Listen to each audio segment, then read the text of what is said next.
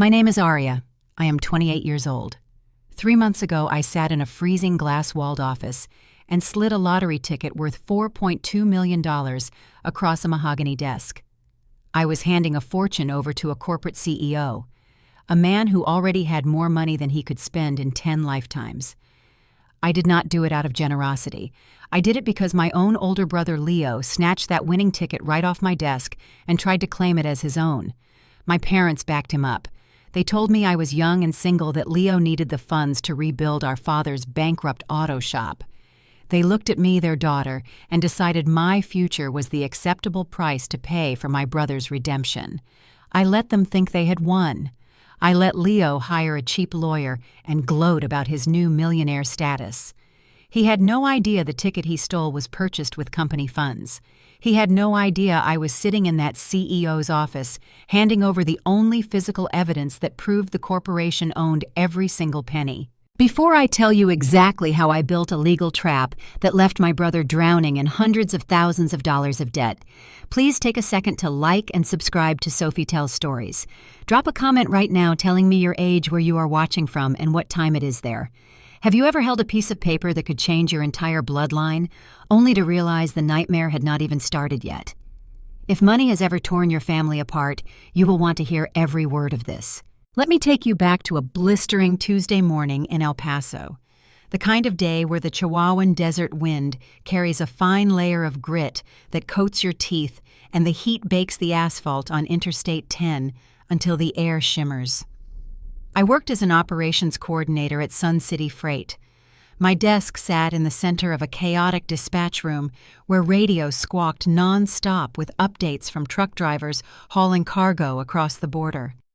It was a high-stress environment, smelling faintly of diesel exhaust and cheap break-room coffee. I kept the logistics running smoothly. I tracked shipments, appeased angry vendors, and managed the office morale. Part of managing that morale involved running the weekly employee lottery pool. The rules were simple. Every Tuesday, 10 employees chipped in $2 each. I took $20 from the petty cash lockbox to buy the tickets, reimbursing the box when the employees handed me their cash throughout the week. It was an informal system, but our accounting director, Ms. Vargas, ran her department like a military installation. Due to a minor discrepancy involving a missing $50 bill 2 years prior, Ms. Vargas had instituted a rigid protocol for anyone handling the petty cash. I was required to sign out the funds and record the exact serial number of every $20 bill I removed into a heavy leather-bound ledger. I hated the tedious nature of the task. My hand would cramp copying those tiny alphanumeric codes into the ledger columns while drivers waited for their dispatch papers. I viewed it as micromanagement at its worst. I never imagined that frustrating chore would become the exact weapon I needed to dismantle my brother's life. That Tuesday morning, I unlocked the gray metal cash box. I pulled out a crisp $20 bill. I opened the ledger and wrote down the serial number just as I did every week, JB 429187A. I closed the book, locked the box, and grabbed my car keys. On my lunch break, I drove down to a small bodega off Mesa Street. The bell above the door chimed as I walked in, seeking brief refuge in the over-air-conditioned store. I handed the clerk the specific $20 bill I had logged and asked for 10 quick pick tickets for the upcoming draw. I tucked the printed slips into my wallet, bought a bottle of water, and headed back to the freight yard. The draw took place that night. I did not watch it live. I rarely did. The lottery pool was just a fun distraction for the office, a temporary escape from the grueling reality of freight logistics. We never won more than a few dollars here and there, usually rolling the minor payouts into the next week's pot. Wednesday morning arrived with the same oppressive heat. The air conditioning unit above my desk rattled loudly, struggling to cool the dispatch room. I settled into my chair, logged into the routing software, and pulled up the local news website on my second monitor. I navigated to the lottery results page and printed out the winning numbers. I pulled the stack of 10 quick pick tickets from my wallet and laid them flat on my desk. I checked the first ticket. Nothing. I checked the second. 2 numbers matched. I checked the third. I read the printed numbers on the screen. 7, 14, 28, 33, 41, Powerball 9.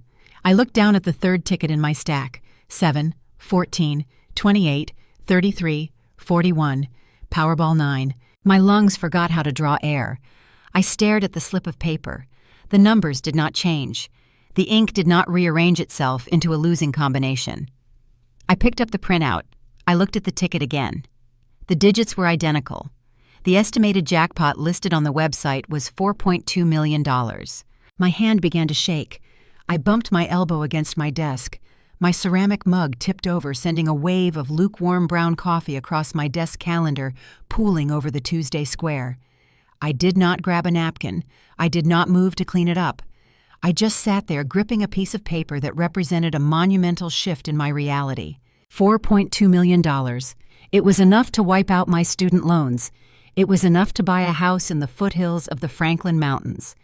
It was enough to quit Sun City Freight and never breathe in the smell of diesel fuel again. My mind raced with the sheer weight of the possibilities. I thought about the 9 other employees in the pool. We would split it. $420,000 each before taxes. It was still life-changing wealth. I needed to tell Mr. Navarro. I needed to call Miss Vargas.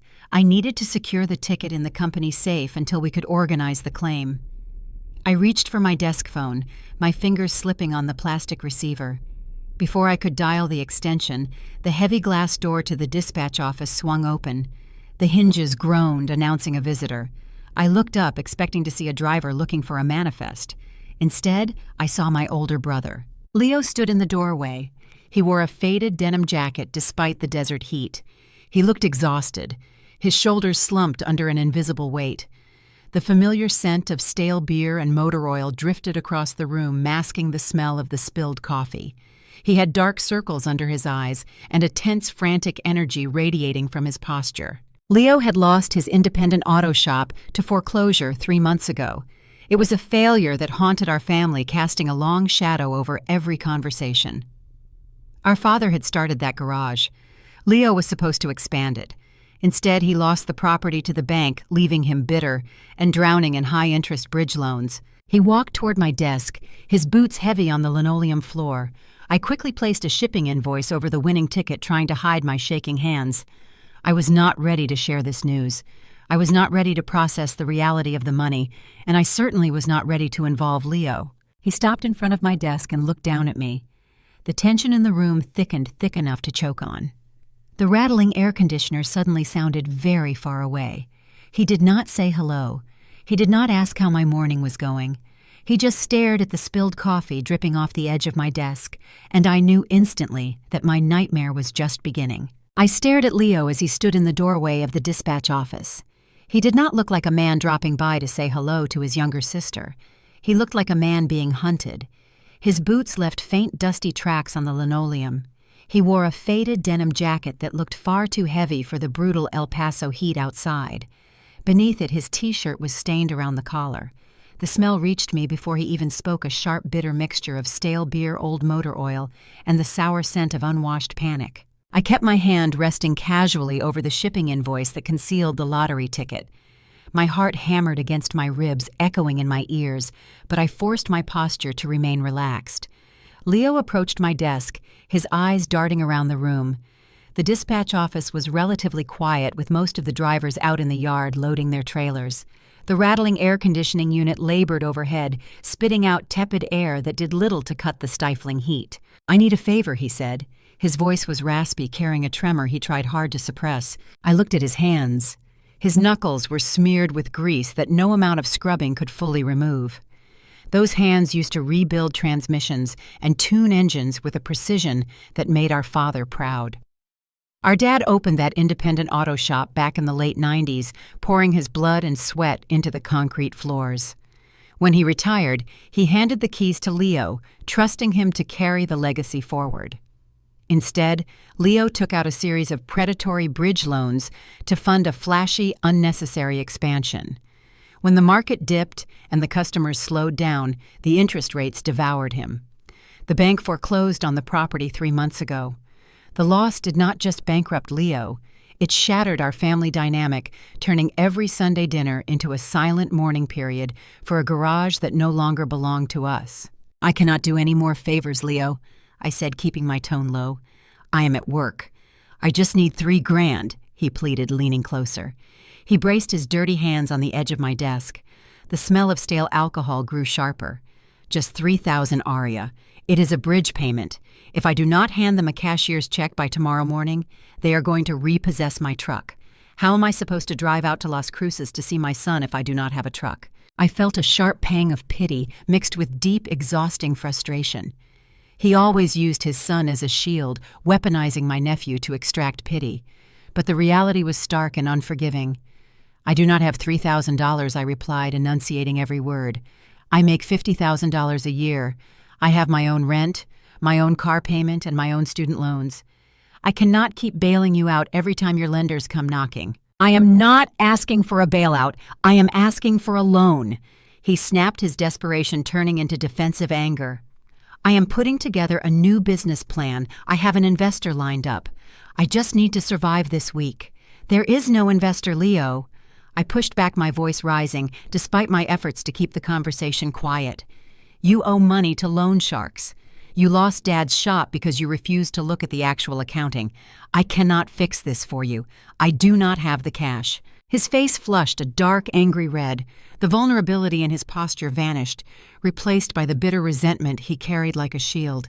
He scoffed, looking down at me with an expression that bordered on contempt. You always play by the rules, Aria. You sit in this little cubicle logging your little shipping routes, thinking the system is going to reward you. He leaned down until we were just inches apart. The big guys always crush the little guys in court, Aria.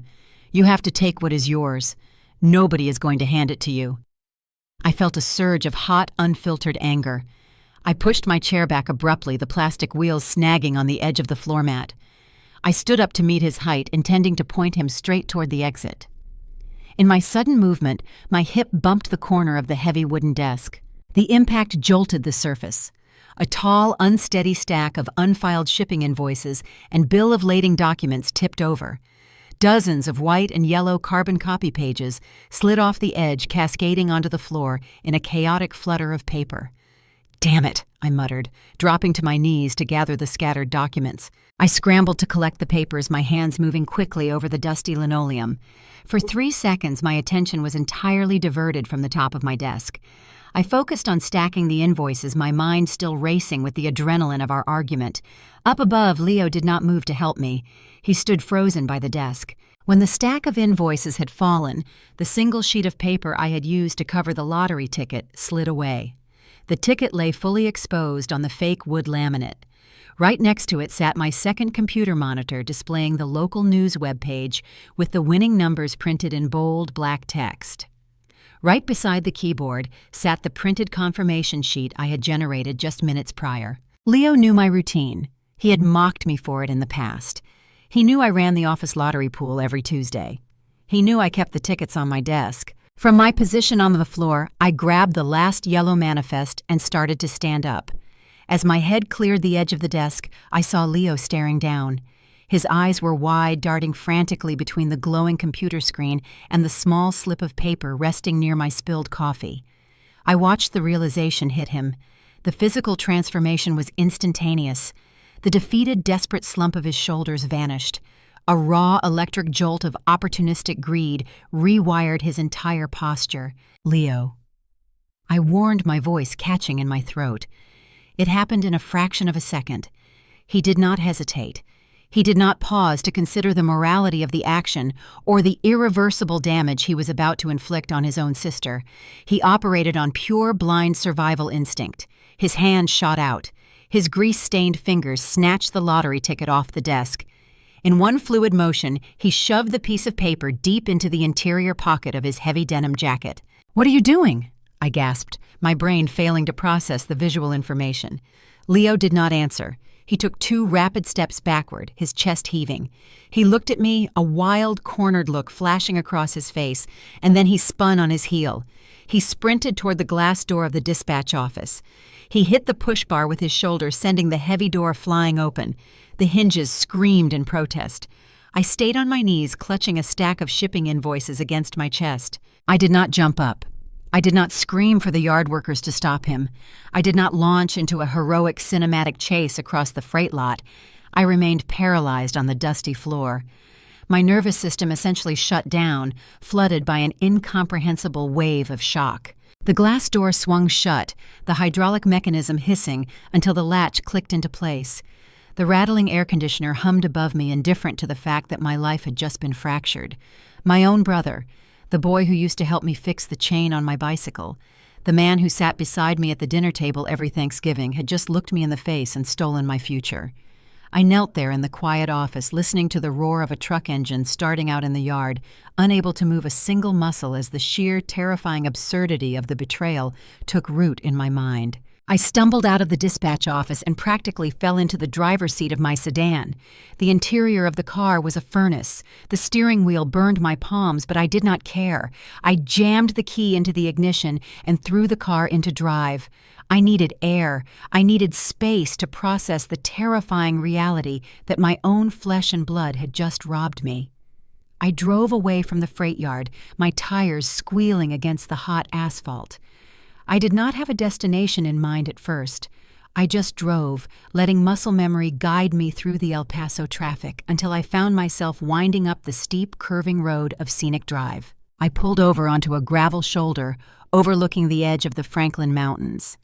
Below me, the sprawling grid of El Paso bled seamlessly into the twinkling lights of Ciudad Juarez across the border. It was a view that usually brought me peace. Today, the endless expanse of the two cities just made me feel incredibly small and hopelessly isolated.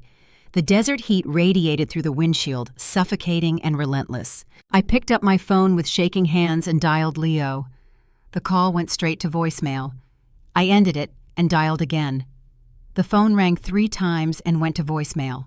I hit redial a 3rd time, then a 4th, then a 5th. My breathing grew shallow and ragged. I was trapped in a tiny metal box, hovering above the desert, waiting for a thief to answer his phone. On the 9th attempt, the line clicked open. Leo. I gasped the word tearing out of my dry throat. Bring it back. Bring it back right now, and we can pretend this never happened. There was a long pause on the other end of the line. I could hear the grinding idle of his truck engine and the sound of wind rushing past his window. When he finally spoke, his tone held zero remorse. I cannot do that, Aria, he said, his voice hard and defensive. This is our way out. This is how we fix everything. You stole my property, I shouted, my voice bouncing off the dashboard. You reached onto my desk and you took something that does not belong to you. That is a crime, Leo. That is theft. It is family money, he shot back, his volume matching mine. You were going to split it with a bunch of random truck drivers and dispatchers. People who do not mean anything to us. We need this, Aria. I need this. Do you have any idea what the last 3 months have been like for me? I listened to the desperation bleeding into his voice. He was trying to justify the unforgivable. He was trying to bend reality to fit his narrative. You lost the shop because of your own bad loans, I said, gripping the phone so tight my fingers ached. You do not get to steal $4 million from me to cover your mistakes. I heard a ragged intake of breath over the speaker. Then, without warning, the defensive armor in Leo's voice fractured. A deep, heavy sob broke through the line.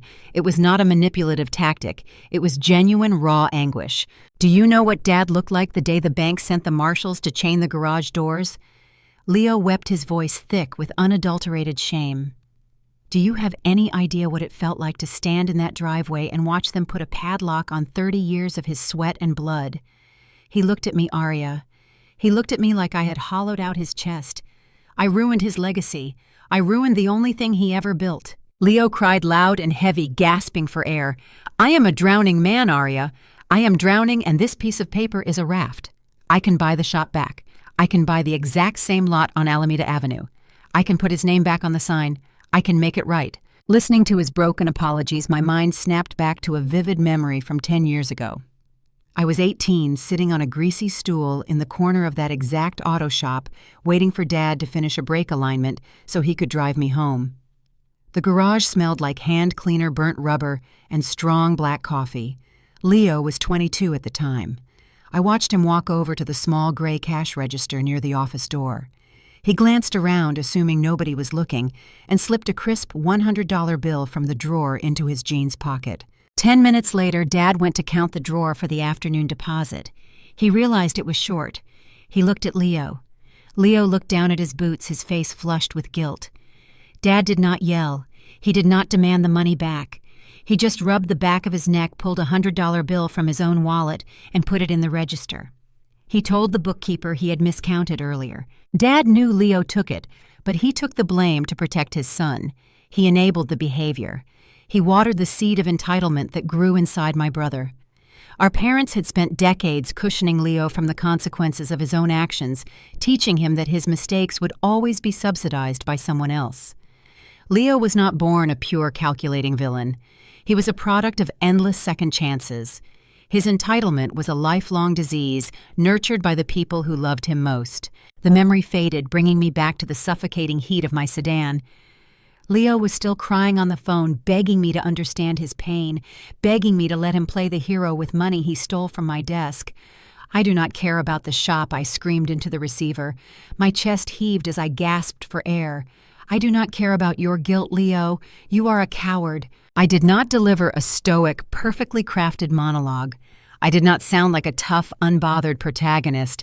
I lost my composure entirely. Tears blurred my vision, hot and stinging, spilling over my cheeks and dripping onto my collar. My voice cracked into an ugly, shrill pitch. I threw the phone onto the passenger seat. I did not hang up. I just let it lay there while Leo continued to plead through the tiny speaker. I gripped the top of my steering wheel with both hands. A raw, primal wave of frustration and grief boiled over inside me. I pulled my right hand back and slammed my fist into the hard plastic of the steering wheel. The impact sent a dull ache up my forearm, but it was not enough to mask the pain in my chest. I hit the wheel again and again. I struck the rigid plastic until the skin over my knuckles split and bruised. I sobbed openly, my shoulders shaking with every ragged breath, sitting alone in a parked car above the desert, utterly devastated by the realization that my own brother viewed my ruin as his salvation. I cried until my throat was raw and my hands throbbed with a dull, heavy rhythm. I stared at the bruises forming on my knuckles, realizing that tears and anger would not bring the ticket back. If I wanted to stop a thief, I had to stop acting like a sister and start acting like a threat. I reached over, picked up the phone, and prepared to issue an ultimatum. I stared at the phone resting on my passenger seat. The line was dead. Leo had hung up while I was hitting the steering wheel. My knuckles throbbed, the skin turning a faint, angry purple. I wiped the tears off my cheeks with the back of my hand, smearing my makeup and feeling the gritty desert dust mixed with the sweat on my face. The emotional breakdown had burned out my panic, leaving behind a cold, sharp layer of resolve. I picked up the phone and opened a new text message. I typed with stiff fingers, "You have 24 hours to return the ticket to my apartment. If you do not hand it to me by noon tomorrow, I am calling the El Paso Police Department and reporting it stolen. I am not playing games, Leo." I hit send. I watched the small green bubble appear on the screen. It felt like launching a flare into a dark sky, waiting to see if anyone would spot the signal. I did not receive a red receipt. I did not get a frantic apology text in return. I sat in my baking car on Scenic Drive for another 20 minutes, listening to the engine tick as it cooled before I finally put the sedan in gear and drove back down the mountain. I spent the next 24 hours existing in a state of suspended animation. I called out sick from work on Thursday morning, claiming I had a severe migraine. It was not a total lie. The stress of the betrayal had coiled a tight, painful knot at the base of my skull. I paced around my small apartment, jumping every time a car drove past my window or the floorboards creaked in the hallway. I kept my phone in my hand, checking the screen every 3 minutes. Noon arrived on Thursday. The deadline passed. Leo did not show up. He did not text. He chose silence. I sat on my faded gray sofa, staring at the clock on my microwave. 12:05, 12:10, 12:15. I picked up my phone and dialed the non-emergency number for the El Paso Police Department. My stomach twisted with guilt. I was about to initiate a process that could end with my brother in handcuffs. But before my thumb could press the green call button, a heavy, rapid knock echoed against my apartment door. I dropped the phone on the couch. Relief flooded my chest. He came, I thought. He actually came to his senses. I walked to the door, preparing to deliver a stern, unforgiving lecture as I took the ticket back. I unlatched the deadbolt and pulled the door open. Leo was not standing in the hallway. Instead, a man I had never seen before stood on my welcome mat. He wore a cheap, ill-fitting polo shirt and khaki pants. He held a thick manila envelope in his right hand. He looked at a clipboard resting on his forearm, then looked up at me with an expression of profound boredom. "Aria?" he asked, mispronouncing my name slightly. "Yes," I replied, my voice tentative. The man thrust the manila envelope into my hands. "You have been served," he stated flatly. He turned on his heel and walked down the hallway toward the stairwell before I could even register what had happened. I stood in the doorway staring down at the thick envelope. The paper felt heavy, bearing the official seal of the El Paso County Civil Court. My hands began to shake again, not from sorrow this time, but from a deep, chilling confusion. I carried the envelope back to the sofa, tore open the flap, and pulled out a stack of dense, legally formatted documents. I read the first page. Then I read it again. The words blurred together, the complex legal jargon twisting into a nightmare I could barely comprehend. Leo had not spent the last 24 hours hiding or feeling guilty. He had spent the last 24 hours orchestrating a preemptive strike. He had hired an attorney. A quick internet search later revealed the lawyer operated out of a rundown strip mall on Dyer Street, nestled between a discount liquor store and a payday loan office. The lawyer had drafted and filed a formal civil lawsuit against me. The lawsuit alleged a completely fabricated narrative. It claimed that during our argument at the freight office I had realized the ticket was a winner and, overcome with familial duty, had verbally gifted the ticket to Leo to help him restart our father's auto shop. The document stated that I was now experiencing seller's remorse and attempting to unlawfully reclaim a gift that had already been legally transferred. I dropped the papers onto the coffee table.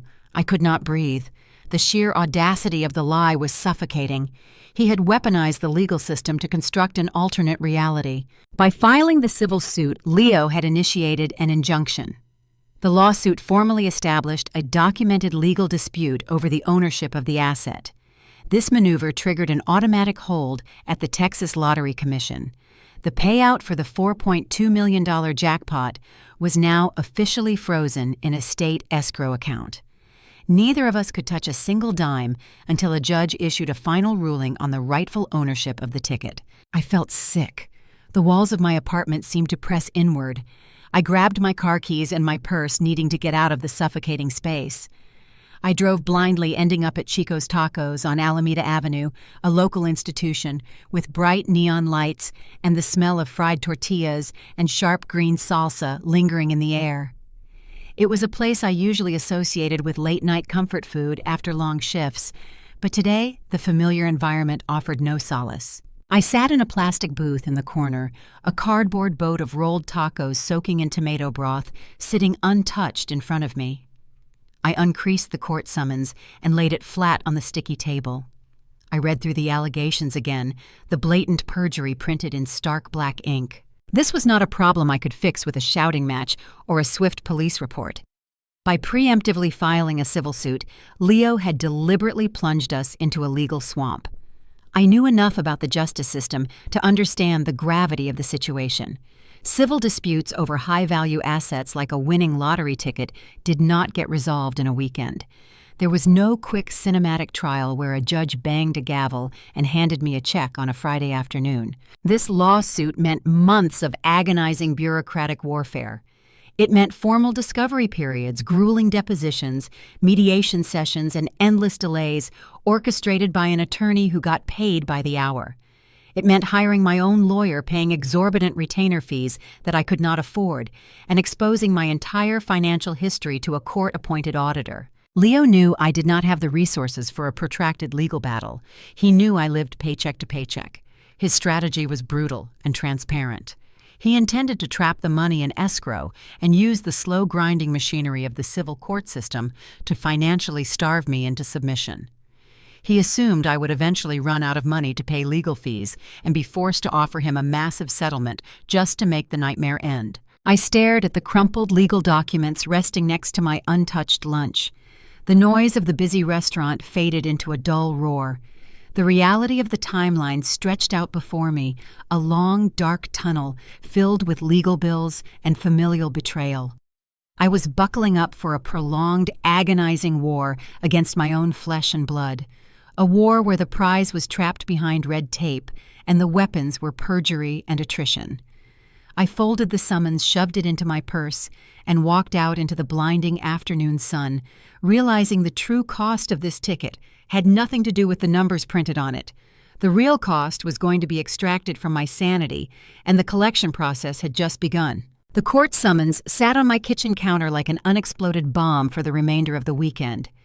I spent Saturday and Sunday researching pro bono legal clinics and drafting timelines of the events leading up to the theft. I needed to build a defense, but I was severely limited by my lack of capital. I had $3,000 in savings, barely enough to cover a standard retainer for a reputable civil litigator in El Paso. I planned to walk into work on Monday morning, request a short leave of absence, and dedicate my week to finding a lawyer who would take my case on contingency. I never got the chance to ask for that leave. I arrived at Sun City Freight at 7:30 on Monday morning. The heat was already baking the asphalt in the employee parking lot. The moment I walked through the heavy glass doors of the dispatch office, I felt a distinct, chilling shift in the atmosphere. The usual chaotic noise of radios and shouting dispatchers was muted. Several drivers stood near the coffee stations speaking in low, hushed tones. When I walked past them, the conversation abruptly died. They looked at me, then quickly looked away, suddenly very interested in their route manifests. I sat down at my desk and logged into my computer. Before the routing software could even load, my desk phone chirped. I picked up the receiver. "Aria, we need you in Mr. Navarro's office immediately." It was Miss Vargas, the accounting director. Her voice was sharp, carrying none of her usual brisk professionalism. It held the rigid formal tone of a corporate executioner. I hung up the phone. A cold knot tightened in my stomach. The grapevine in a logistics office is faster than fiber optic internet. Secrets do not survive long when truck drivers talk across dispatch radios and warehouse managers gossip during shift changes. Someone knew about the ticket. Worse, someone knew about the lawsuit. I walked down the narrow carpeted hallway leading to the executive suites. My pulse hammered a frantic rhythm against my collarbone. I pushed open the heavy oak door to Mr. Navarro's office. The room was spacious, dominated by a large mahogany desk and floor-to-ceiling windows overlooking the bustling freight yard. The air conditioning in here was aggressive, dropping the temperature a good 10 degrees lower than the dispatch floor. Mr. Navarro sat behind his desk. He was a stern, pragmatic man who had built Sun City Freight from a 2-truck operation into a regional powerhouse. He did not tolerate inefficiency, and he certainly did not tolerate drama. Ms. Vargas stood beside his desk holding a thick file folder. She looked at me with an expression of profound disappointment. "Close the door, Aria," Mr. Navarro said, his voice flat. I shut the door, cutting off the background noise of the yard. I stood in front of his desk, fighting the urge to cross my arms defensively. "We received a very concerning phone call this morning." Mr. Navarro began, leaning forward and resting his forearms on the desk.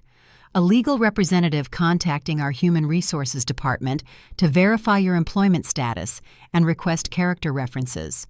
The representative mentioned an ongoing civil dispute regarding a high-value lottery ticket."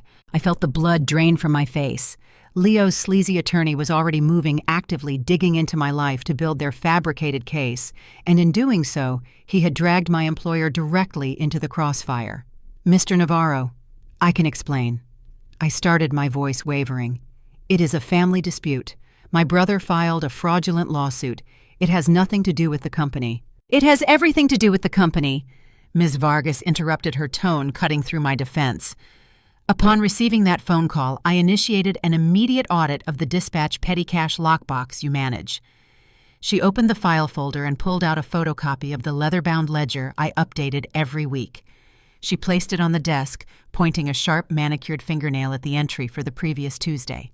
"You recorded removing a $20 bill, serial number JB429187A, for the office lottery pool," she stated. "However, several employees in the pool confirmed they did not hand you their $2 contributions until Wednesday morning. You purchased that ticket on Tuesday afternoon using unreplenished corporate funds during your paid lunch hour." The knot in my stomach twisted tighter. I had run the pool this way for a year. It was common practice. I always reimbursed the box the next day. It had never been an issue until a $4.2 million payout put the transaction under a microscope. I replaced the cash the next morning. I argued, desperation seeping into my tone. "The lockbox is perfectly balanced. There is no missing money." "That is irrelevant," Mr. Navarro said sharply. He leaned back in his leather chair. You utilized corporate petty cash to purchase a personal asset before collecting the employee contributions. Technically, you misappropriated company funds to buy that ticket. I stared at him, the reality of the accusation hitting me like a physical blow. They were not just angry about the drama. They were identifying a severe breach of corporate policy. Because the ticket was purchased with company cash on company time, this is no longer just a family dispute. Mr. Navarro continued. It is a severe liability for Sun City Freight. We cannot have an employee currently under investigation for a multi-million-dollar civil lawsuit managing our dispatch operations. It compromises our operational integrity. Please, Mr. Navarro, I pleaded, my voice cracking. I have worked here for 4 years. I have never had a single disciplinary issue. My brother stole that ticket from my desk. I am the victim here. We are not a court of law, Aria, he replied, his expression unyielding. We have to protect the corporation. Effective immediately, you are being placed on indefinite unpaid administrative leave pending a comprehensive internal investigation by our legal team. Ms. Vargas will escort you to your desk to gather your personal belongings. We will contact you when the investigation concludes. Do not return to the property until instructed to do so. I could not speak.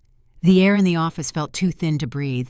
I was being stripped of my income, my stability, and my reputation, all because of a technicality exploited by my brother's greed. I turned and walked out of the office, moving like an automaton. Ms. Vargas followed closely behind me. We walked back to the dispatch floor.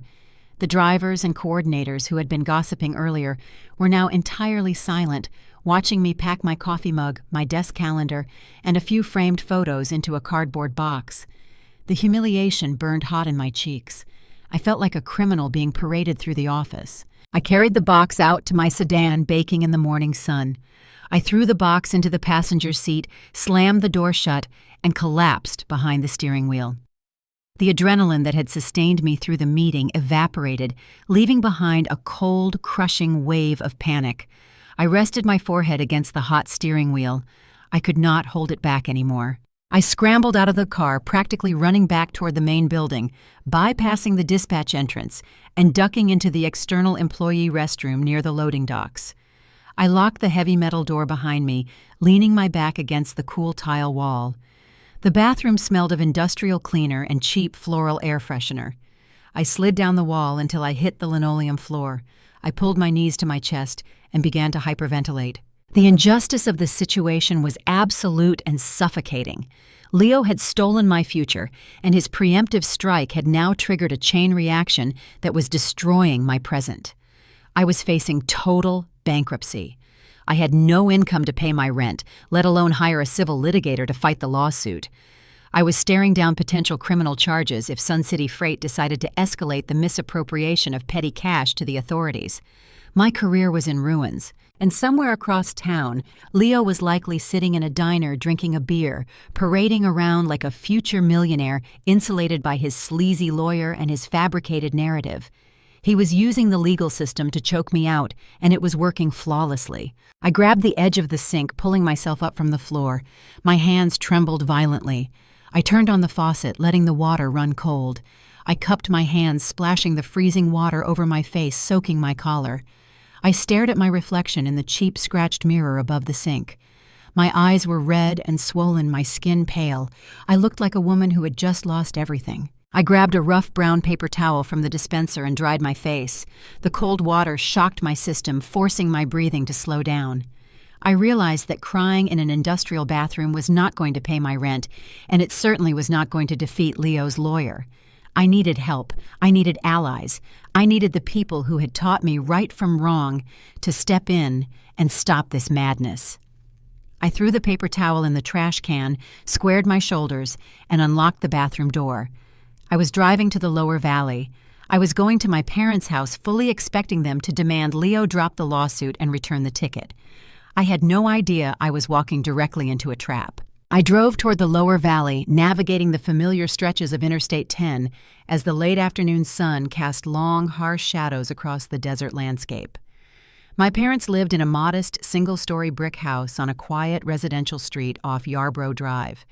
It was the house I grew up in, a place filled with the smell of roasting green chilies, the sound of Spanish-language news on the television, and decades of family history. Today, I was heading there looking for sanctuary. I expected my parents to intervene. I expected my father, who had always preached honesty and hard work, to sit Leo down and demand he drop the fabricated lawsuit. I expected my mother to wrap her arms around me and tell me everything was going to be all right. I pulled into the driveway and parked behind my father's old pickup truck. I took a deep breath, trying to steady the frantic rhythm of my heart, and walked up to the front door. I did not bother knocking. I turned the knob and pushed the door open, stepping into the small, familiar entryway. The house smelled of simmering pinto beans and warm tortillas. Under normal circumstances, that scent would have immediately calmed me. But as I walked into the dining room, the atmosphere was anything but comforting. The dining table was set for 3. My mother Rosa and my father Hector sat on opposite sides. In the center chair directly facing the entryway sat Leo. He was not wearing his grease-stained work clothes. He wore a clean polo shirt and jeans, looking remarkably calm and composed. He held a glass of iced tea, looking up at me as I entered the room. He did not look guilty. He looked insulated. I froze in the doorway, my car keys digging into my palm. The tension in the room was palpable, thick, and suffocating. This was not a family dinner. This was a tribunal. "Sit down, Aria," my father said, his voice heavy and authoritative. I did not move towards the empty chair. I looked at my mother, searching her face for a hint of the comfort I so desperately needed. Her expression was tight, her jaw set in a rigid line of defensive determination. "Why is he here?" I asked, my voice trembling slightly. "He stole from me, Dad. He hired a lawyer and filed a lawsuit full of lies. He got me suspended from my job today." Leo set his glass down on the table with a soft thud. "I did not get you suspended, Aria. You got yourself suspended by playing games with company money. I am just trying to secure what is best for the family." I took a step forward, the anger flaring hot in my chest. "You are a thief, Leo. You took something off my desk that did not belong to you." "Basta!" My mother snapped, her voice cutting through the room, sharp and loud. She stood up from her chair, her hands planted firmly on the table. "We are not calling your brother a thief in this house." I stared at her, stunned by the immediate reprimand. "Mom, he took my winning ticket. He is trying to steal $4 million from me. How can you sit there and defend him?" My mother's face flushed. She launched into a rapid, impassioned defense, her words a blend of English and Spanish, the familiar rhythm of our border town household, weaponized against me. "Mira, Aria, you have to look at the bigger picture," she argued, gesturing emphatically. "You are 28 years old. You are single. You have no children. You have a degree. You can find another job. Leo has a son. He lost the garage. He lost your father's legacy to the bank. He is drowning in debt. Mijo is trying to survive." I felt the blood drain from my face. I could not comprehend the words coming out of her mouth. She was not just defending him. She was actively justifying the theft based on a twisted calculation of need. "Are you telling me that because I do not have a child I deserve to be robbed?" I asked, my voice barely a whisper. "Nobody is robbing you." My father interjected, his tone attempting to sound reasonable, pragmatic. "Leo explained the situation to us. He said you realized the ticket was a winner and offered to help him restart the business, but then you got greedy and tried to take it back." "He lied to you," I shouted, the betrayal hitting me with the force of a physical blow. "I never offered him the ticket. We had an argument about a loan I knocked some papers over and he stole it right off my desk. You know him, Dad. You know he lies when he is backed into a corner." My father looked away, refusing to meet my eyes. He stared at a framed photo of our family on the wall, a picture taken 10 years ago, long before money and failure had poisoned us. "He is trying to fix his mistakes," Aria, my father said quietly. "He wants to buy the Alameda lot. He wants to rebuild the shop. This money can save him. It can save the family name. If you fight him in court, the lawyers will take half of it anyway. Just drop the dispute. Let him have it. He will make sure you are taken care of once the business is running." I looked back and forth between my parents. They were staring at me with expressions of earnest expectation. They genuinely believed they were negotiating a reasonable compromise. They had completely subordinated my rights, my future, and my career to salvage Leo's bruised ego and correct his financial failures. Blind familial loyalty had entirely eclipsed basic legality. I did not have a sharp cinematic comeback. I did not deliver a powerful monologue that shamed them into submission. I stuttered, my brain struggling to process the profound depth of the betrayal. You expect me to just give up?" I stammered, stepping backward. "I lost my job today because of him. I have no income. I have rent to pay. I am facing an investigation. And you want me to hand over $4 million to a man who lied under oath so he can play mechanic again?" "Aria, be reasonable," Leo said, leaning forward in his chair, adopting a patronizing tone. "Do not tear the family apart over money." I lunged forward, slamming my hands down on the dining table. The sudden movement caught the edge of a water glass sitting near my mother's plate. The glass tipped over, rolling off the edge of the table. It hit the ceramic tile floor and shattered, sending water and sharp shards of glass exploding across the dining room. My mother gasped, taking a quick step back to avoid the water. "You are actively enabling a thief," I screamed, my voice raw and echoing in the small house. "Both of you. You have spent his entire life cleaning up his messes and paying for his mistakes. But I will not let you pay for his redemption with my future. I will not be the sacrifice." I spun around and bolted toward the entryway. "Aria, come back here," my father demanded, his voice rising in anger. I did not stop. I pushed through the front door, leaving it wide open behind me, and sprinted down the driveway. I practically threw myself into my car, jamming the key into the ignition. I reversed out of the driveway, the tires screeching against the concrete, and sped down the quiet residential street, desperate to escape the suffocating reality of that house. I drove aimlessly through the lower valley as the sun dipped below the horizon, painting the desert sky in bruised shades of purple and orange. The warm night air rushed through the open windows, but it did little to cool the hot, furious tears streaming down my face. I was entirely, terrifyingly alone. The people who were supposed to protect me had chosen the Golden Sun, leaving me to face a legal war, a corporate investigation, and potential financial ruin without a single ally in my corner. When the people who raised you tell you that your future is worth sacrificing for a brother's mistakes, what do? Would you fight or would you walk away? Let me know, because my next move changed the game. The desert heat of El Paso bled into the punishing stretch of late summer, and the legal battle settled into a slow, grinding war of attrition. Civil litigation is not a rapid exchange of dramatic courtroom speeches. It is a slow suffocation via paperwork, filing fees, and endless waiting periods. 2 grueling months had passed since the family dinner ambush. The Texas Lottery Commission, alerted to the formal civil lawsuit filed by Leo's attorney, had officially frozen the payout. The $4.2 million sat completely inaccessible in a state escrow account in Austin, locked behind a wall of bureaucratic red tape, until a judge issued a final ruling on ownership. I was drowning. My suspension from Sun City Freight remained indefinite, an unresolved corporate investigation hanging over my head like an executioner's axe. I had no income. I had rapidly drained my meager $3,000 in savings to secure a retainer for a bottom-tier civil litigator I found in a phone book. He was an overworked, apathetic man who operated out of a cramped office smelling of stale cigar smoke, and he required payment for every email sent and every document filed. To keep the lights on and pay his ongoing fees, I began maxing out credit cards. I watched my balances climb, the punishing 24% annual percentage rates compounding the debt with terrifying speed.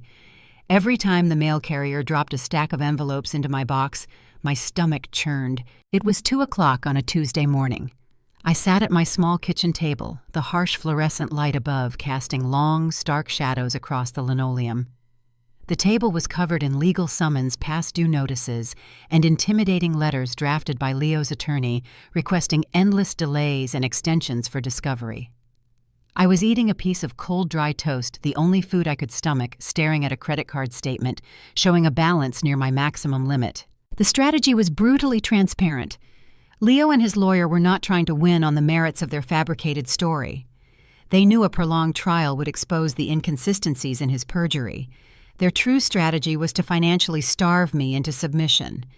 They were using the slow machinery of the court system to bleed my limited resources dry, banking on the fact that I would eventually run out of money to pay my lawyer and be forced to offer a massive settlement just to make the nightmare end.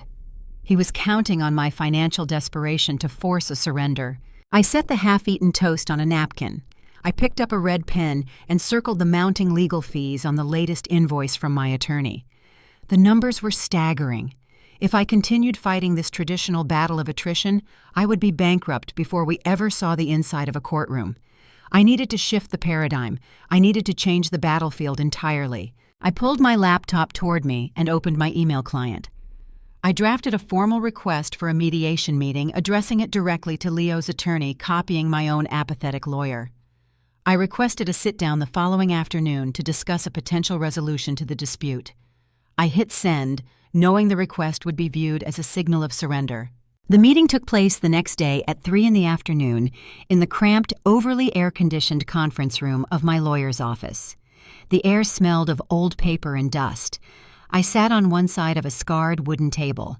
Leo and his attorney sat opposite me. Leo wore a pressed button-down shirt, looking far more rested and confident than he had any right to be. He had the unmistakable aura of a man who believed he was winning. His lawyer, a slick, fast-talking man with cheap cologne, leaned back in his chair, tapping a pen against a legal pad with an air of practiced condescension. I kept my posture rigid, forcing myself not to look at Leo. The betrayal was still too raw, too recent. My client requested this meeting to explore a practical resolution. My lawyer began, his tone lacking any real conviction. The ongoing litigation is consuming resources on both sides. We are prepared to offer a formal settlement to expedite the release of the escrow funds. Leo's lawyer stopped tapping his pen. He leaned forward, resting his elbows on the table. We are listening. I looked directly at Leo's attorney, bypassing my brother entirely. I will agree to drop my counterclaim and sign a release of ownership to the Texas Lottery Commission, I stated, keeping my voice steady, projecting a weariness I did not have to fake. In exchange, I require a legally binding agreement securing 50% of the post-tax payout, a 50-50 split. We both walk away with $2 million and this ends today. The silence in the room lasted exactly 3 seconds. Then Leo's lawyer laughed. It was a short, sharp bark of amusement dripping with condescension. He tossed his pen onto the table and shook his head. A 50-50 split, he repeated, a smirk playing on his lips. Ms. Aria, I do not think you fully grasp the position you are in. We have a filed claim asserting the ticket was a verbal gift. You have no physical proof otherwise. You are currently suspended from your job, bleeding money on legal fees, and facing a protracted discovery phase that could drag on for another year. He leaned back, crossing his arms. My client is not interested in splitting his property with someone experiencing seller's remorse. We are prepared to offer you a nuisance settlement of $50,000 to cover your legal expenses and sign the release. That is our only offer. Take it or we continue litigating until you are forced into bankruptcy. I looked at Leo. He was staring at the table, refusing to meet my eyes, letting his attack dog do the dirty work. He was perfectly content to watch me drown if it meant he secured the larger share of the prize. I let my shoulders slump forward slightly, manufacturing a look of profound defeat. I took a slow, shaky breath, allowing a subtle tremor to enter my voice. $50,000 does not even cover the taxes I will owe on the debt I have accrued, I said, looking down at my hands. I need time. I need 48 hours to review your counteroffer and discuss the financial implications with my counsel. Will you grant a 48-hour stay on the current discovery motions while I consider the settlement? Leo's lawyer exchanged a quick, triumphant glance with my brother. The predator had smelled blood in the water. They believed I was breaking. They believed the financial starvation tactic had successfully crushed my resolve.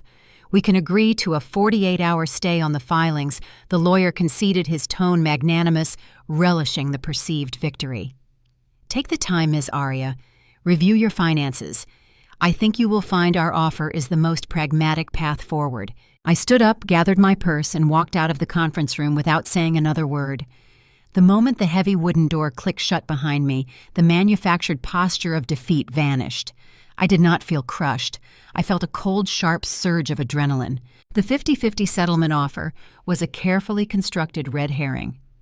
I never had any intention of splitting the $4.2 million with the man who stole it, and I certainly had no intention of accepting a $50,000 insult. The entire meeting, the display of weakness, the desperate plea for time, was a calculated diversionary tactic. I needed them to pause their aggressive legal filings. I needed Leo and his lawyer to feel complacent, secure in their impending victory, so they would lower their guard. I only made the offer to buy myself 48 hours of uninterrupted, unscrutinized time to finalize a devastating counterattack they would never see coming. I drove back to my apartment, my mind racing with a singular, laser-focused objective.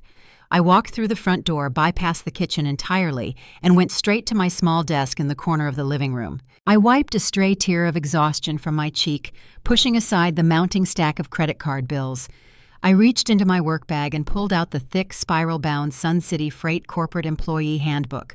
I had brought it home the day I was suspended, intending to review the grounds for my administrative leave. I opened the manual, flipping past the sections on dress code and attendance policies, driving deep into the dense, legalistic chapters governing corporate property and fiduciary responsibilities. My finger traced down the page, scanning the fine print, until I found the exact paragraph I was searching for. I uncapped a bright yellow marker and dragged it across a specific, highly detailed clause buried in Section 4. The highlighted text glowed against the white page. Any asset acquired utilizing unrecorded, unreconciled, or unauthorized corporate funds, whether yielding a profit or a loss, remains the exclusive legal property of Sun City Freight Incorporated. I stared at the highlighted text, the words solidifying into a weapon. Leo thought he was fighting a broke, desperate sister in a slow-moving civil court. He had no idea I was about to invite a corporate leviathan into the arena. I picked up my phone, ready to make a call that would permanently alter the trajectory of the lawsuit. I spent the next morning organizing the documents I needed to execute my corporate maneuver. I had 48 hours of guaranteed silence from Leo's attorney, a small window of opportunity to build an airtight case before dropping the hammer. By early afternoon, the stifling heat of my UN air-conditioned apartment became unbearable, forcing me out to run a mundane errand. My refrigerator was empty, and the stress of the impending confrontation demanded the distraction of grocery shopping. I drove to the large supermarket on the corner of Mesa and Resler, seeking refuge in the brightly lit aisles. I navigated the store mechanically, throwing basic necessities into the basket, my mind consumed by the highlighted corporate clauses and the impending meeting with Mr. Navarro. I paid for my groceries and pushed the cart out into the blazing El Paso sun. As I walked across the melting asphalt toward my sedan, a harsh metallic grinding noise pierced the hum of the parking lot traffic. I turned my head toward the sound. A battered, faded blue pickup truck limped down the lane, the transmission protesting loudly with every rotation of the tires. The truck sputtered and jerked before finally pulling into a parking space 3 rows away from my car. The driver's side door groaned open. A man stepped out, moving with a heavy leaden exhaustion. It was Leo. I froze, my hands tightening around the handle of the shopping cart. I had not seen him outside of a hostile environment since the day he stole the ticket. I expected him to project the arrogant confidence he had worn during the mediation meeting the day before. Instead, he looked terrible. The confident facade had completely crumbled. His shoulders were slumped, bowing under an invisible weight. Dark, pronounced bags bruised the skin beneath his eyes, and a frantic, nervous energy radiated from his posture. He looked like a man standing on the edge of a cliff, realizing the ground was crumbling beneath his boots. I tried to turn away quickly, hoping to load my groceries and escape unnoticed, but the squeak of my cart betrayed me. Leo snapped his head toward the sound. He saw me. His eyes widened, a flicker of panic crossing his features before settling into an expression of desperate resignation. He did not turn away. He closed the truck door and walked across the hot asphalt toward me, his boots dragging. I stood my ground, bracing for an argument, my defensive walls instantly rising. "Aria," he said, stopping a few feet away. His voice lacked the aggressive edge he usually wielded like a weapon. It sounded thin and hollow. "Leo," I replied, my tone guarded, offering no warmth. "We are not supposed to be speaking without counsel present." I know he sighed, rubbing the back of his neck, a nervous habit he had possessed since childhood. I saw you. I did not plan this." "I did." He glanced back at his truck, the engine pinging as it cooled in the sun. "The transmission is shot," he muttered almost to himself. "The mechanic says it needs a complete rebuild. Another $2,000 I do not have." I remained silent. I was not going to offer sympathy for a vehicle repair while he was actively trying to steal $4 million from me. He turned his attention back to me. The bravado he had displayed in the lawyer's office was entirely gone. The reality of the legal war was clearly taking its toll. "This is killing me, Aria," he admitted, his voice dropping to a harsh whisper. "That lawyer, the retainer fees are bleeding me dry. Every time he files a motion, he demands another $500. I am taking out payday loans just to keep the lawsuit active. I cannot sleep. I cannot eat. The stress is eating me alive." "Then drop the suit," I said, firmly refusing to let his vulnerability soften my resolve. "Return the ticket to the Lottery Commission, admit you took it, and this all stops today. You do not have to live like this." "I cannot do that," he replied, a desperate edge creeping back into his voice. "I am too deep now. The lawyer says if we back out, we are liable for all the court fees. And Dad is counting on me to rebuild the shop. If I fail now, if I admit I cannot secure the money, I lose everything. I lose the shop.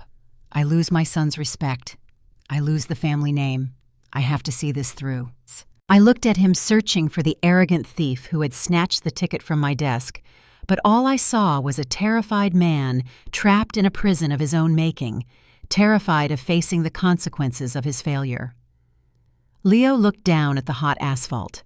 For a fleeting second, a genuine look of remorse crossed his face, stripping away the defensive armor he wore to protect his fragile ego. "Do you remember Sundays in Dad's garage?" he asked softly, his voice trembling. The question caught me off guard. The unexpected pivot to our childhood hit a nerve I had carefully guarded. "I remember," I said cautiously.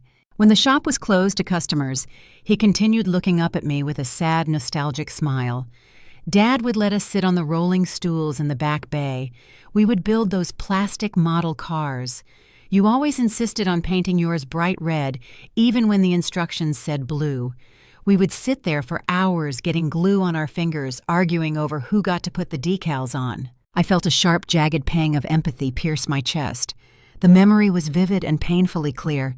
Those plastic model cars were not just toys. They represented a time when our sibling bond was pure and untainted. They symbolized an era before our father's business failed, before Leo's crushing loans poisoned our family dynamic, before money became the metric by which we measured our worth. Back then, we were just a brother and sister, sharing a quiet afternoon, insulated from the harsh realities of the adult world. Dad was so proud of those models, Leo whispered, his eyes glistening with unshed tears. He kept them lined up on the shelf above his desk for 20 years. When the bank took the building, the marshals threw them in a dumpster. I watched them smash the plastic cars into pieces. That is when I knew I had failed him. The raw pain in his confession stripped away my anger, leaving behind a confusing, messy tangle of emotions. He was not a cold, calculating villain. He was a deeply flawed, desperate man trying to glue the broken pieces of his father's legacy back together, using a stolen lottery ticket as the adhesive. For a terrifying moment, my resolve wavered. I looked at my brother sweating in the grocery store parking lot, destroying his own life to chase a ghost. The thought entered my mind, quiet but persistent. I could stop this. I could call the lawyer, accept the $50,000 nuisance settlement, and let him have the millions. I could walk away, secure my own financial stability, and save him from the ruin he was actively courting. I could be the bigger person and stop the impending destruction. I stood between the parked cars, the heat radiating off the asphalt, paralyzed by internal conflict. I was not a machine. I loved my brother despite the betrayal, and watching him drown in real time was agonizing. The corporate trap I was building felt suddenly cruel, an escalation that would permanently sever whatever remained of our sibling bond. "Aria, please," Leo pleaded, misinterpreting my silence as surrender. "Just accept the settlement. Take the 50 grand. It is more money than you have ever had. Let me have the ticket. Let me fix the garage. We can go back to how things were. I promise I will make it right. We can be a family again." The word family hung in the hot desert air. It was the same weapon our parents had used during the ambush. It was the exact justification Leo had used to steal from me in the first place. He was not asking for forgiveness. He was asking for permission to finish the theft, wrapping the demand in the nostalgic packaging of our childhood. The sharp pang of empathy evaporated, replaced by the cold, hard clarity I had found in the corporate handbook. He was not trying to save our relationship. He was trying to manipulate my guilt to secure his prize. I gripped the handle of the shopping cart tightly. "I have to go, Leo," I said, my voice devoid of emotion. I pushed the cart past him, the wheels squeaking loudly, drowning out his desperate pleas. I loaded the groceries into my trunk, slammed the lid shut, and drove out of the parking lot without looking back in the rearview mirror. The momentary hesitation was gone. I knew exactly what I had to do, and I knew the consequences would be irreversible. The time for familial compromise had passed. It was time to introduce the corporation into the conflict. I drove back to my apartment with the windows rolled down, letting the hot desert wind blast through the cabin of my sedan. I needed the abrasive rush of air to clear the lingering stench of Leo's manipulation. The brief encounter in the grocery store parking lot had been a calculated emotional assault, a desperate attempt to weaponize our childhood nostalgia. The guilt he intentionally planted was a heavy, suffocating weight, but as I hauled my groceries up the narrow stairs to my unit, that guilt began to calcify into cold, hard determination. I unlocked my door, dropped the bags on the kitchen counter, and walked straight to my small desk in the living room. The corporate employee handbook still sat open to Section 4, the highlighted clause glaring at me like a beacon. Any asset acquired utilizing unrecorded, unreconciled, or unauthorized corporate funds remains the exclusive legal property of Sun City Freight Incorporated. I had read those words a dozen times, but now armed with the clarity that familial loyalty was a dead end, I needed to transform that clause from a threat into a weapon. I sat down at the desk and pulled out a thick accordion folder containing the copies of the documents I had frantically gathered before Ms. Vargas escorted me out of the dispatch office. I had grabbed the copies instinctively, a bureaucratic survival reflex developed over 4 years of managing logistics paperwork. I spread the papers across the desk. There were routing schedules, vendor invoices, and crucially a photocopy of the petty cash ledger for the month of August. My eyes scanned the cramped handwritten lines. My handwriting was meticulous, a product of enduring Ms. Vargas's ruthless accounting audits. Every time I opened that gray metal lockbox, I was required to document the transaction with excruciating detail. Date, time, purpose amount, and the specific serial number of any large bill removed. I found the entry for that fateful Tuesday morning. Tuesday, August 14th, 9:15 a.m., Office Lottery Pool Advance, $20, serial number JB 429187A. I stared at the alphanumeric code. It was a tedious, deeply annoying habit that I had complained about to the drivers on a weekly basis. I had always viewed the logging requirement as micromanagement at its most absurd. Now, tracing the letters with my fingertip, I realized Ms. Vargas's paranoia had unwittingly handed me the key to my salvation. I needed to connect that specific documented corporate $20 bill directly to the purchase of the winning ticket. I dug deeper into the accordion folder and pulled out a high-resolution photocopy of the winning lottery ticket. I had made the copy on the office machine the morning of the draw, a standard practice to prove the numbers to the pool participants before the official results were announced. The photocopy was crisp and clear. I could read the exact time and date stamped at the top of the ticket.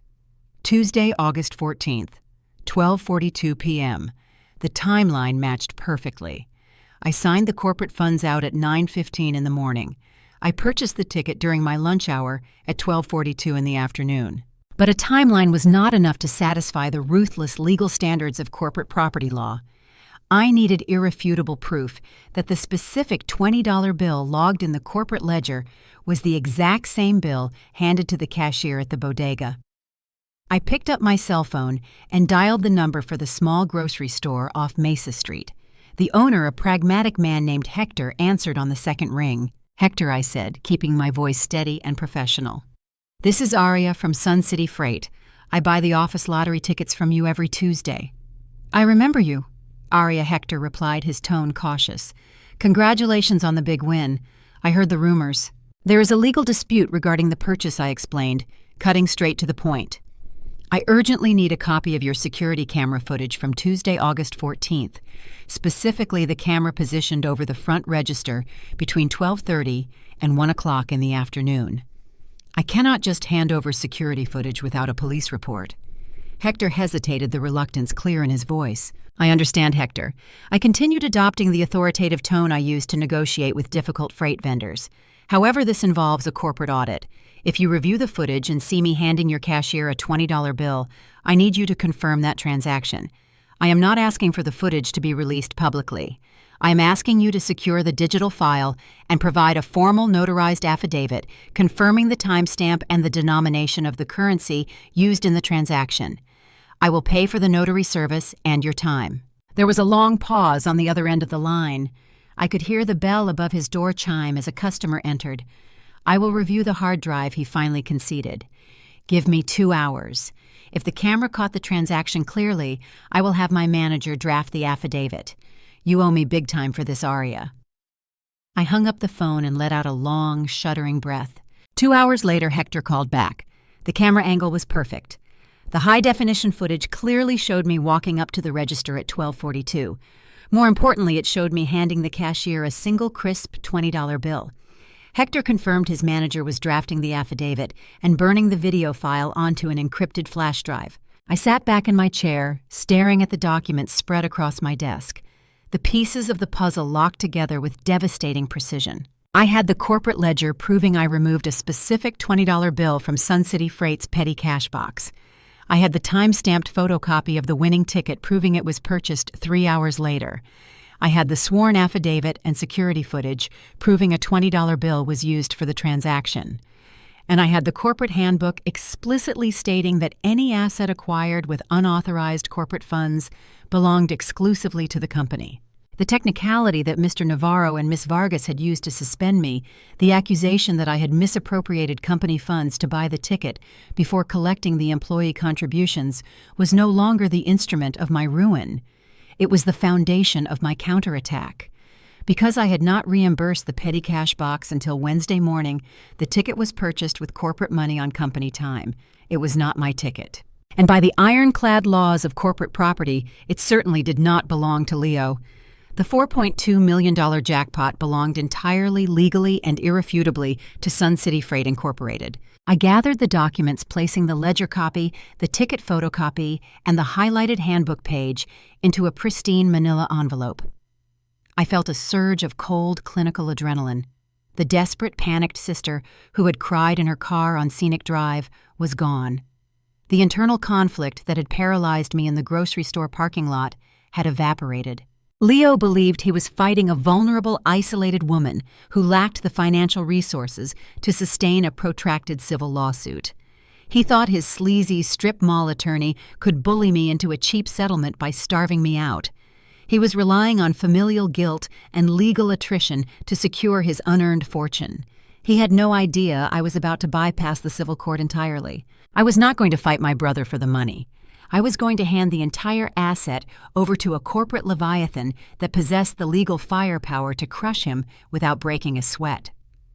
I picked up my phone and drafted an email directly to Mr. Navarro's executive assistant requesting an emergency confidential meeting with the CEO and the chief corporate counsel for the following morning.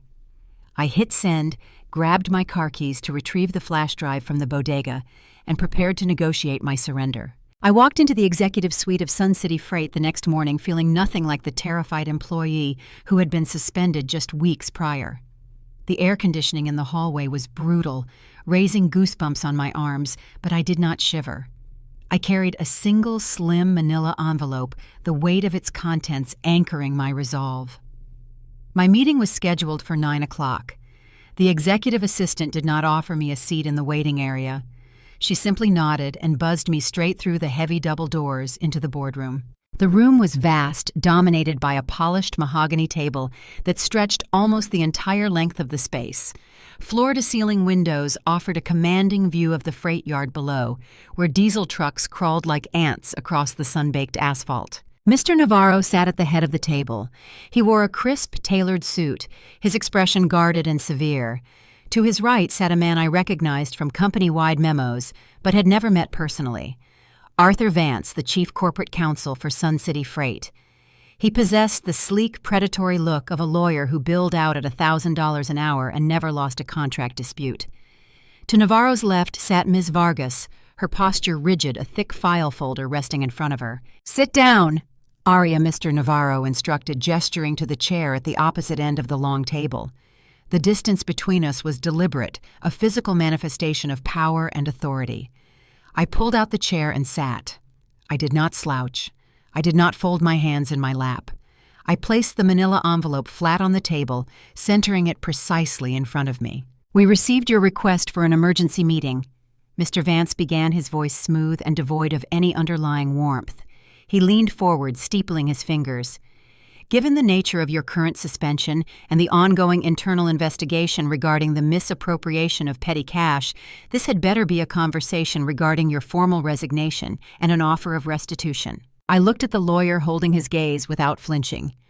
"I am not here to resign, Mr. Vance, nor am I here to beg for my job back." Ms. Vargas scoffed quietly, a sharp sound of disbelief in the quiet room. "Aria, you clearly do not understand the severity of your situation. I used company funds to purchase a lottery ticket," I interrupted, my voice projecting clearly down the length of the table. "A ticket that subsequently won a $4.2 million jackpot." I unclasped the manila envelope. I pulled out the stack of documents I had meticulously prepared the night before. I slid the photocopy of the corporate petty cash ledger down the polished wood toward the center of the table. I followed it with the time-stamped photocopy of the winning ticket, and finally, the notarized affidavit from the bodega manager, accompanied by the encrypted flash drive containing the security footage. "Please review those documents," I said calmly. Mr. Vance picked up the papers. His eyes scanned the text, rapidly processing the information with the speed of a seasoned litigator. Mr. Navarro leaned over his shoulder, reading the highlighted sections. "You will notice the entry in the petty cash ledger." I continued narrating the evidence as they read. "Tuesday, August 14th, 9:15 in the morning. I logged the removal of a $20 bill. More importantly, as per Ms. Vargas's strict auditing protocols, I recorded the exact serial number of that specific bill. JB 429187A. I tapped the table with my index finger to emphasize the point. The affidavit and the enclosed security footage confirm that I used a $20 bill to purchase the lottery tickets at 12:42 that afternoon during my paid lunch hour, I stated. Because the employee contributions were not collected and reimbursed into the lockbox until Wednesday morning, that specific transaction was funded entirely by unreplenished corporate cash. I watched the realization hit Mr. Vance. His posture shifted. The arrogant lean vanished, replaced by a sudden intense focus. He looked up from the documents, his eyes narrowing as he assessed me. According to Section 4, Paragraph 12 of the Sun City Freight Corporate Employee Handbook, I said, quoting the clause from memory, "Any asset acquired utilizing unrecorded, unreconciled, or unauthorized corporate funds remains the exclusive legal property of Sun City Freight Incorporated." The boardroom was silent. The faint hum of the air conditioning unit was the only sound. Mr. Navarro looked at Miss Vargas, then back to the documents.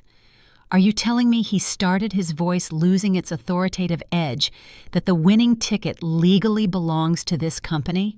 "I am telling you that the ticket was purchased with corporate property on corporate time by a corporate employee," I clarified. "By your own internal bylaws, Sun City Freight owns that $4.2 million asset." Mr. Vance set the papers back on the table.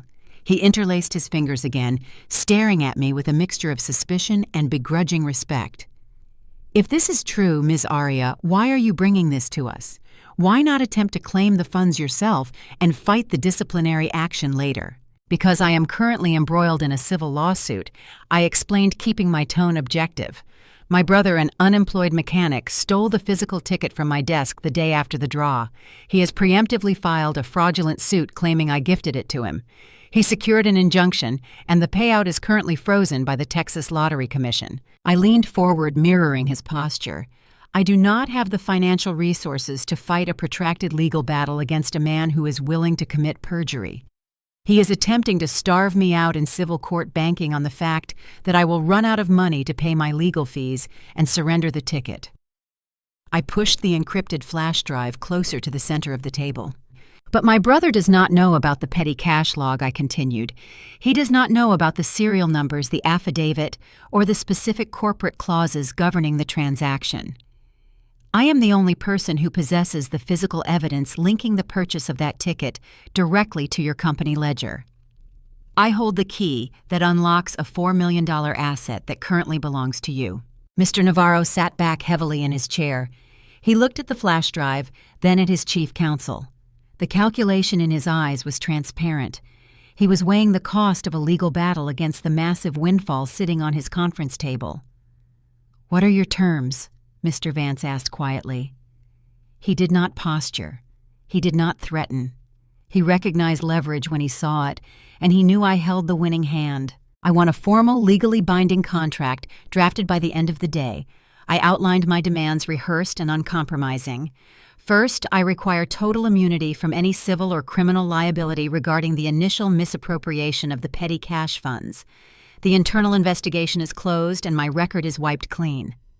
Ms. Vargas opened her mouth to object, but Mr. Navarro silenced her with a sharp wave of his hand. "Go on," he instructed. "Second, I demand immediate reinstatement of my employment with full back pay for the duration of my administrative leave," I stated. "Furthermore, I expect a promotion to Regional Operations Director effective immediately upon the resolution of this matter." I paused, letting the demand settle before delivering the final condition. And finally, I require a 10% finder's fee bonus paid directly from the corporate winnings for securing the evidence and bringing the asset to the company's attention. That is $420,000 before taxes. In exchange, I will surrender all my personal claims to the ticket hand over the original copies of the evidence and fully cooperate as a corporate witness in your legal intervention against my brother. Mr. Vance chuckled a low, humorless sound. "You are asking for $500,000 and an executive position in exchange for a piece of paper you technically stole. I am offering you $3.8 million that you did not know existed an hour ago," I countered smoothly, refusing to back down. "If I walk out that door and destroy the ledger copies and the flash drive, my brother eventually wins his lawsuit by default when I run out of legal funding. You get nothing. Sun City Freight gets nothing. I am handing you a fortune, Mr. Vance. I expect to be compensated for the delivery." The boardroom descended into a thick, contemplative silence. Mr. Navarro stared at the documents, his fingers tapping a rhythmic beat against the mahogany table. He looked at his chief counsel, a silent communication passing between the two men. Mr. Vance gave a barely perceptible nod. The legal foundation was solid. The corporate claim was irrefutable provided they controlled the evidence I held hostage. "Draft the agreement," Mr. Navarro ordered, his voice returning to its usual commanding cadence. "Include the immunity clause, the reinstatement, the promotion, and the 10% bonus structure contingent upon the successful recovery of the escrow funds." He turned his gaze back to me. His expression was no longer hostile. It was the look of a CEO acknowledging a ruthlessly executed business transaction. "You play hardball." "Aria," he noted, a hint of admiration coloring his tone. "I learned from the best, Mr. Navarro," I replied, standing up from the table. "I will return at 5 o'clock to sign the paperwork. Do not keep me waiting." I picked up the manila envelope, leaving the copies and the flash drive on the table, and walked out of the boardroom. The heavy double doors clicked shut behind me. I had secured my future, protected my career, and guaranteed my financial stability. But as I walked down the freezing hallway toward the elevator, I felt a sudden icy chill that had nothing to do with the air conditioning. I had just unleashed a team of corporate predators upon my own brother, and the impending destruction was entirely out of my hands. I returned to the executive suite at exactly 5 o'clock that evening. The contract was ready, printed on thick, embossed company letterhead. I read through every clause, ensuring the immunity, the back pay, the promotion, and the 10% finder's fee were clearly defined and legally binding. Mr. Vance watched me scrutinize the document, his arms crossed, waiting for me to find a flaw he had intentionally hidden. I found none. I signed my name on the dotted line, finalizing the transaction. I traded the rights to a $4.2 million ticket for my job, my security, and $250,000 after taxes, It was the smartest, most ruthless decision I had ever made. Armed with my signature and the undeniable physical evidence I had provided Sun City Freight, did not waste a single second. The following morning, Mr. Vance and his team of elite corporate litigators filed a massive legal intervention in the ongoing civil suit between my brother and me. They hit the El Paso County Court docket like a sledgehammer. The motion to intervene formally asserted that Sun City Freight Incorporated was the sole rightful owner of the disputed lottery ticket. The filing detailed the misappropriation of corporate petty cash, the matched serial numbers, and the precise timeline of the purchase, effectively rendering the familial dispute over a verbal gift entirely irrelevant. The corporation requested an immediate summary judgment to transfer the escrow funds directly into their commercial accounts, bypassing both Leo and me completely. The notification of the intervention hit Leo's attorney on a Thursday afternoon. The reaction was immediate, brutal, and entirely predictable. Leo had hired a lawyer whose office sat between a discount liquor store and a payday loan operation on Dyer Street.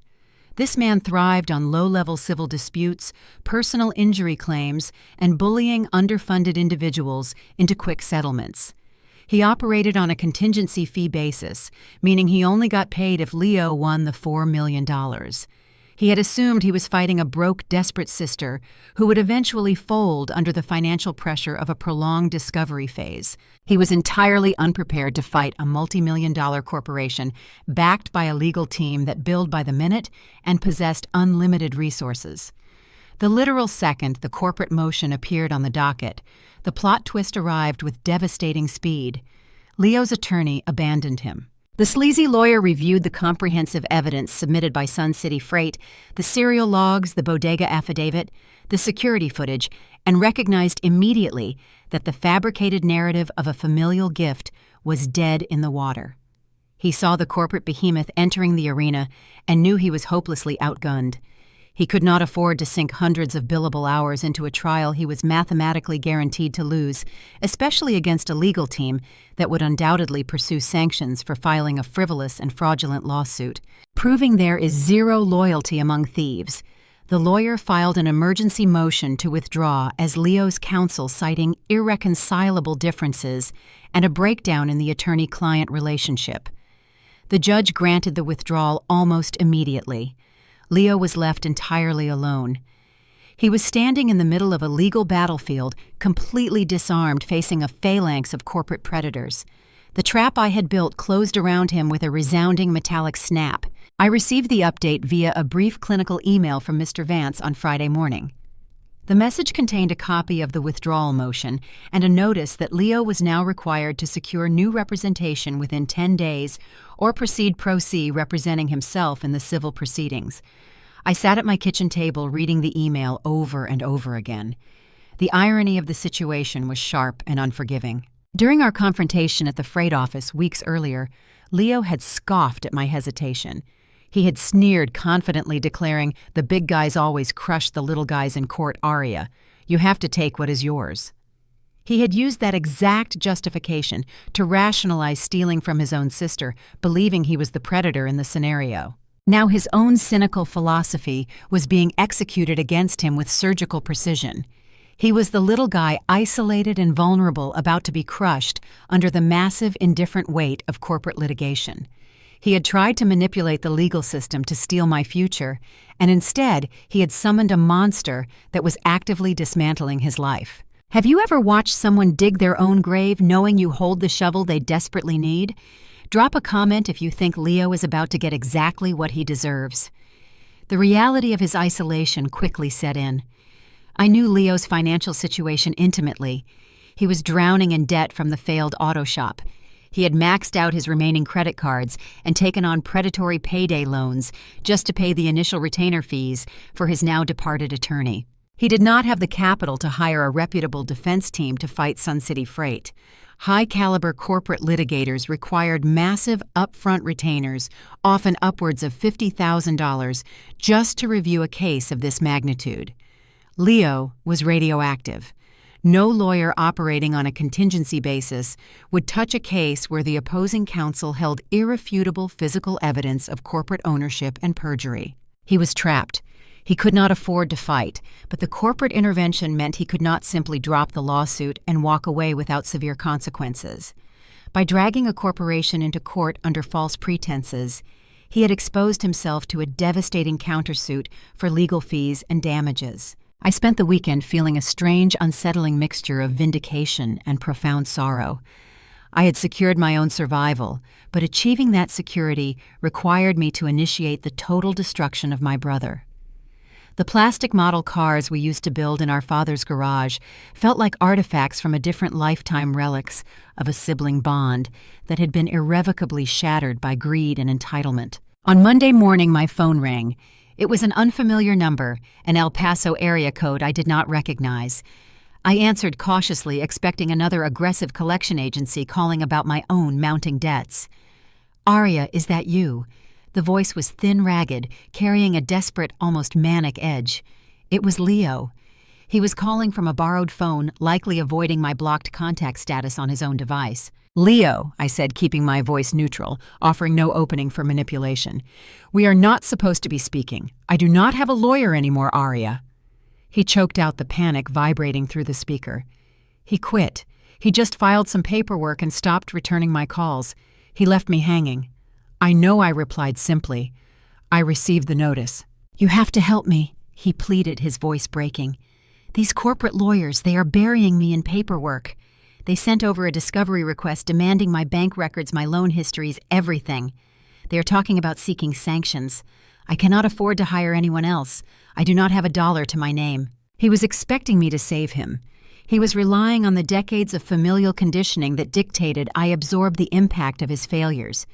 He thought the sister who had bailed him out of minor debts in the past would somehow step in and shield him from a billion-dollar corporation. "I cannot help you, Leo." I stated, my tone firm and uncompromising. "The ticket belongs to Sun City Freight. I surrendered my claim.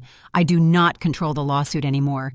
You are fighting the company now, not me." "You sold me out!" he yelled, his desperation instantly twisting back into defensive anger. "You handed the evidence over to them just to ruin me. You set me up. You set yourself up." "Leo," I countered, my voice rising to meet his volume. "You stole the ticket from my desk.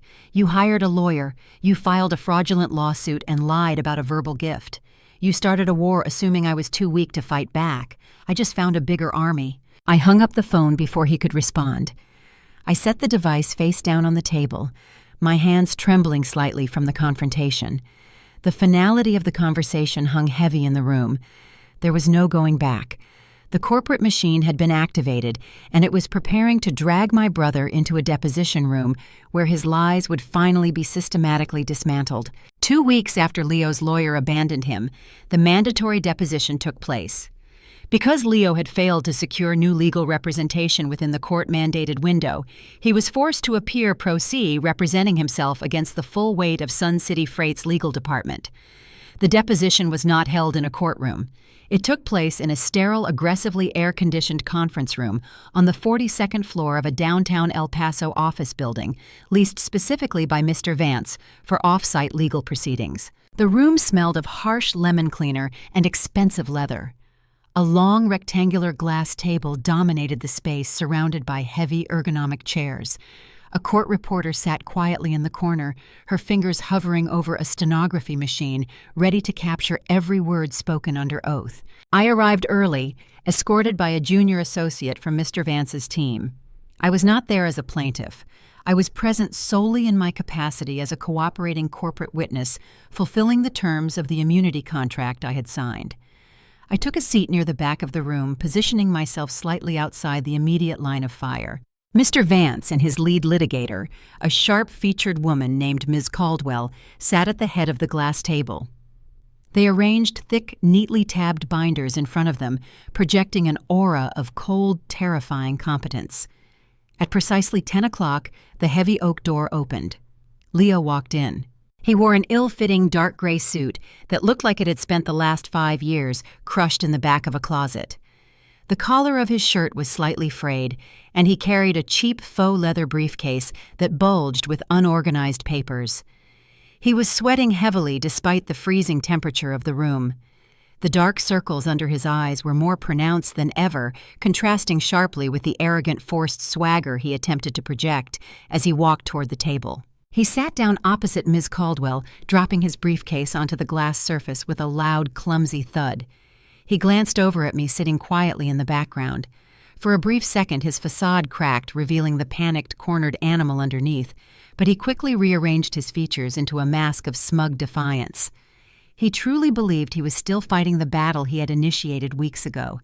He believed he just needed to stick to his fabricated narrative to secure a settlement. The court reporters swore him in, the formal oath hanging heavy in the chilled air.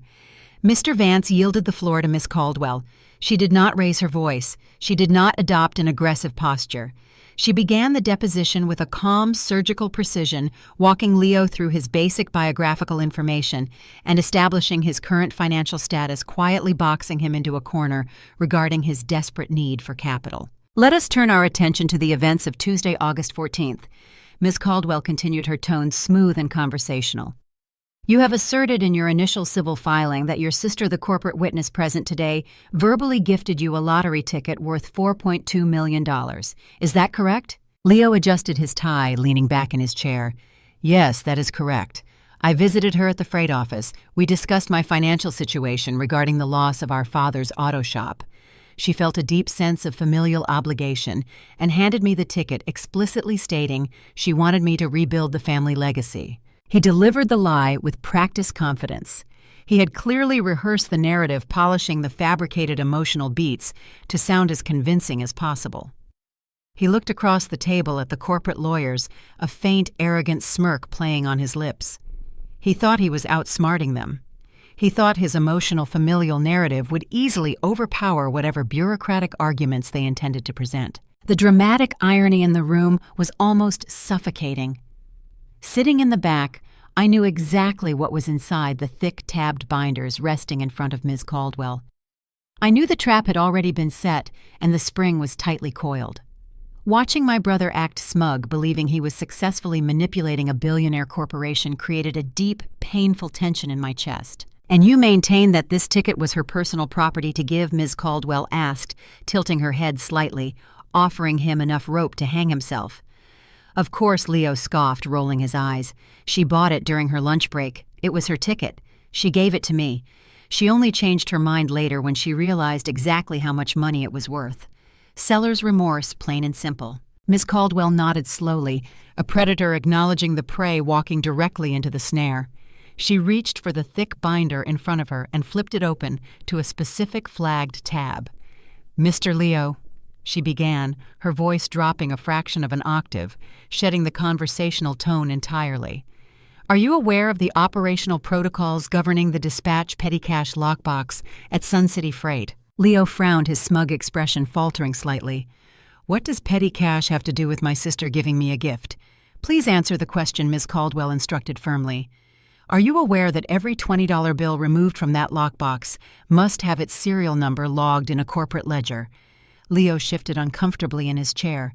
The sweat on his forehead seemed to glisten brighter under the fluorescent lights. No, I do not work there. I do not know their accounting rules. Ms. Caldwell extracted a high-resolution photocopy from the binder and slid it across the smooth glass table. The paper came to rest directly in front of Leo. This is a verified copy of the Sun City Freight petty cash ledger for August 14th. She stated her words sharp and clinical. You will note the entry at 9:15 in the morning documenting the removal of a $20 bill, serial number JB 429187A, designated as an advance for the office lottery pool. Leo stared at the photocopy, his brow furrowing as he struggled to process the information. The arrogant lean in his posture evaporated. Ms. Caldwell pulled a second document from the binder. She slid a time-stamped photocopy of the winning lottery ticket across the table, placing it beside the ledger entry. This is a photocopy of the winning ticket acquired by the corporate witness prior to your theft of the original document, she continued, leaning forward. The timestamp indicates the purchase occurred at 12:42 in the afternoon. She reached into the binder a third time, extracting a manila envelope. She opened it and removed a notarized document and a small encrypted flash drive. Finally, we have a sworn affidavit from the manager of the bodega where the ticket was purchased, accompanied by time-stamped high-definition security footage. She delivered the final blow with ruthless efficiency. The footage clearly shows the corporate witness handing the cashier a single $20 bill. Furthermore, the corporate witness has testified under oath that the specific bill used was the exact bill logged in the corporate ledger. Leo's face drained of color. The faint grayish pallor of genuine terror washed over his features. His mouth opened slightly, but no sound emerged. He stared at the documents spread across the glass table, the irrefutable evidence dismantling his fabricated narrative piece by piece. According to Section 4, Paragraph 12 of the Sun City Freight Corporate Employee Handbook, Ms. Caldwell quoted her voice echoing in the quiet room. Any asset acquired utilizing unrecorded, unreconciled, or unauthorized corporate funds remains the exclusive legal property of the corporation. She folded her hands on top of the binder, locking eyes with my brother. The ticket you are currently claiming as a familial gift was purchased with corporate property on corporate time using funds that were not reimbursed until the following day, she concluded. Therefore, the ticket is the exclusive property of Sun City Freight Incorporated. Your sister did not have the legal authority to gift you an asset she did not own. Your entire civil claim is based on a foundational impossibility. Leo choked. He literally gasped for air, his hand flying to his throat as if an invisible weight were crushing his windpipe. He looked wildly around the room, his eyes darting from the documents to Ms. Caldwell, to the court reporter, and finally to me, sitting silently in the back. He finally understood the magnitude of the trap. He realized I had not surrendered to his financial starvation tactic. I had sold the battlefield out from under him. You set me up!" He stammered, his voice raw and shaking. He pointed a trembling finger at me. "You gave them this. You handed them the logs to ruin me." I did not respond. I remained perfectly still, keeping my expression neutral, adhering strictly to my role as a passive corporate witness. Ms. Caldwell did not allow the outburst to derail the deposition. She pressed the advantage, driving the final nail into the coffin. "Mr. Leo, given the physical evidence presented today, evidence that directly contradicts your sworn statements regarding the ownership and transfer of the ticket, do you wish to revise your previous testimony?" She asked, her tone carrying the implicit threat of severe legal consequences. "I must remind you that you are currently under oath. Continuing to assert a fabricated narrative constitutes perjury, a felony offense carrying significant penalties, including potential incarceration." Leo collapsed back into his chair. The cheap faux leather briefcase slid off the table and hit the floor, spilling a chaotic mess of unorganized papers across the carpet. He did not move to pick them up. He buried his face in his hands, his shoulders heaving as the crushing reality of his situation set in. I watched him break down in the freezing conference room. I felt no triumphant joy. There was no cinematic rush of vindication. The satisfaction I had anticipated when planning the corporate maneuver was entirely absent. I only felt a heavy, exhausting sadness settling deep in my bones. I had successfully defended my future, but the victory required the total public humiliation of my own brother. The legal machinery I had activated was now operating autonomously, preparing to grind him into dust, and the collateral damage was about to spill out of the deposition room and directly into the heart of our family. The deposition broke Leo. Word of the disastrous proceedings reached my parents before the sun even set that evening. Leo, stripped of his arrogant facade and staring down the barrel of severe corporate retaliation, had clearly driven straight to the lower valley to confess the reality of his situation. He had finally admitted that the ticket did not belong to me, that he had stolen it, and that a billion-dollar corporation was now actively preparing to press charges for perjury and grand larceny. The legal guillotine was dropping, and the panic it generated propelled my parents out of their denial and directly to my front door. I was sitting in my living room, exhausted from the tension of the deposition, when a frantic, rapid pounding echoed against my apartment door. I did not need to check the peephole to know who was standing in the hallway.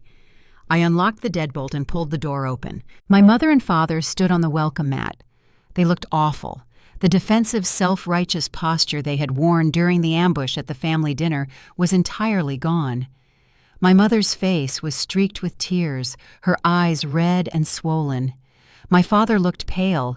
His shoulders hunched, the heavy weight of impending disaster visibly pressing down on him. "Aria, please," my mother sobbed, pushing past me into the apartment without waiting for an invitation. "You have to stop this. You have to call them off." I closed the door slowly, leaning back against the cool wood. "Stop who, Mom?" "The lawyers," she cried, gesturing wildly. "The company lawyers." Leo came home shaking. He says they are going to put him in jail. He says they have videos and logs, and they are going to ruin his entire life over this ticket. "He ruined his own life," I stated, keeping my voice low and steady, though a tremor of raw emotion threatened to break through. "He stole the ticket. He lied under oath. He filed a fraudulent lawsuit. He invited the scrutiny, Mom. He just did not expect the scrutiny to come from a corporation with unlimited resources."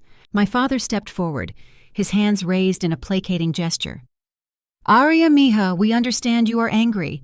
We know he made a mistake, but he is your brother. He is blood. You cannot let these corporate sharks destroy him. He has a son. He cannot go to prison for this." I pushed off the door, stepping into the center of the living room. The anger that had been simmering beneath my exhaustion suddenly flared hot and bright. "A mistake," I repeated, my voice rising sharply. "You call stealing $4 million a mistake. You call dragging me into civil court and trying to financially starve me into submission a mistake." I paced across the small room, the frustration boiling over. "He did not make a mistake, Dad. He executed a calculated, premeditated attack on my future to cover his own failures. And you both sat at your dining table and told me to just roll over and take it. You told me my future was an acceptable sacrifice for his redemption." My mother collapsed onto the edge of my sofa, burying her face in her hands. "We were just trying to save the garage." She wept, the sound ragged and broken. "We wanted him to fix things. We did not know he was going to get involved with these corporate lawyers." I stopped pacing and stared at her.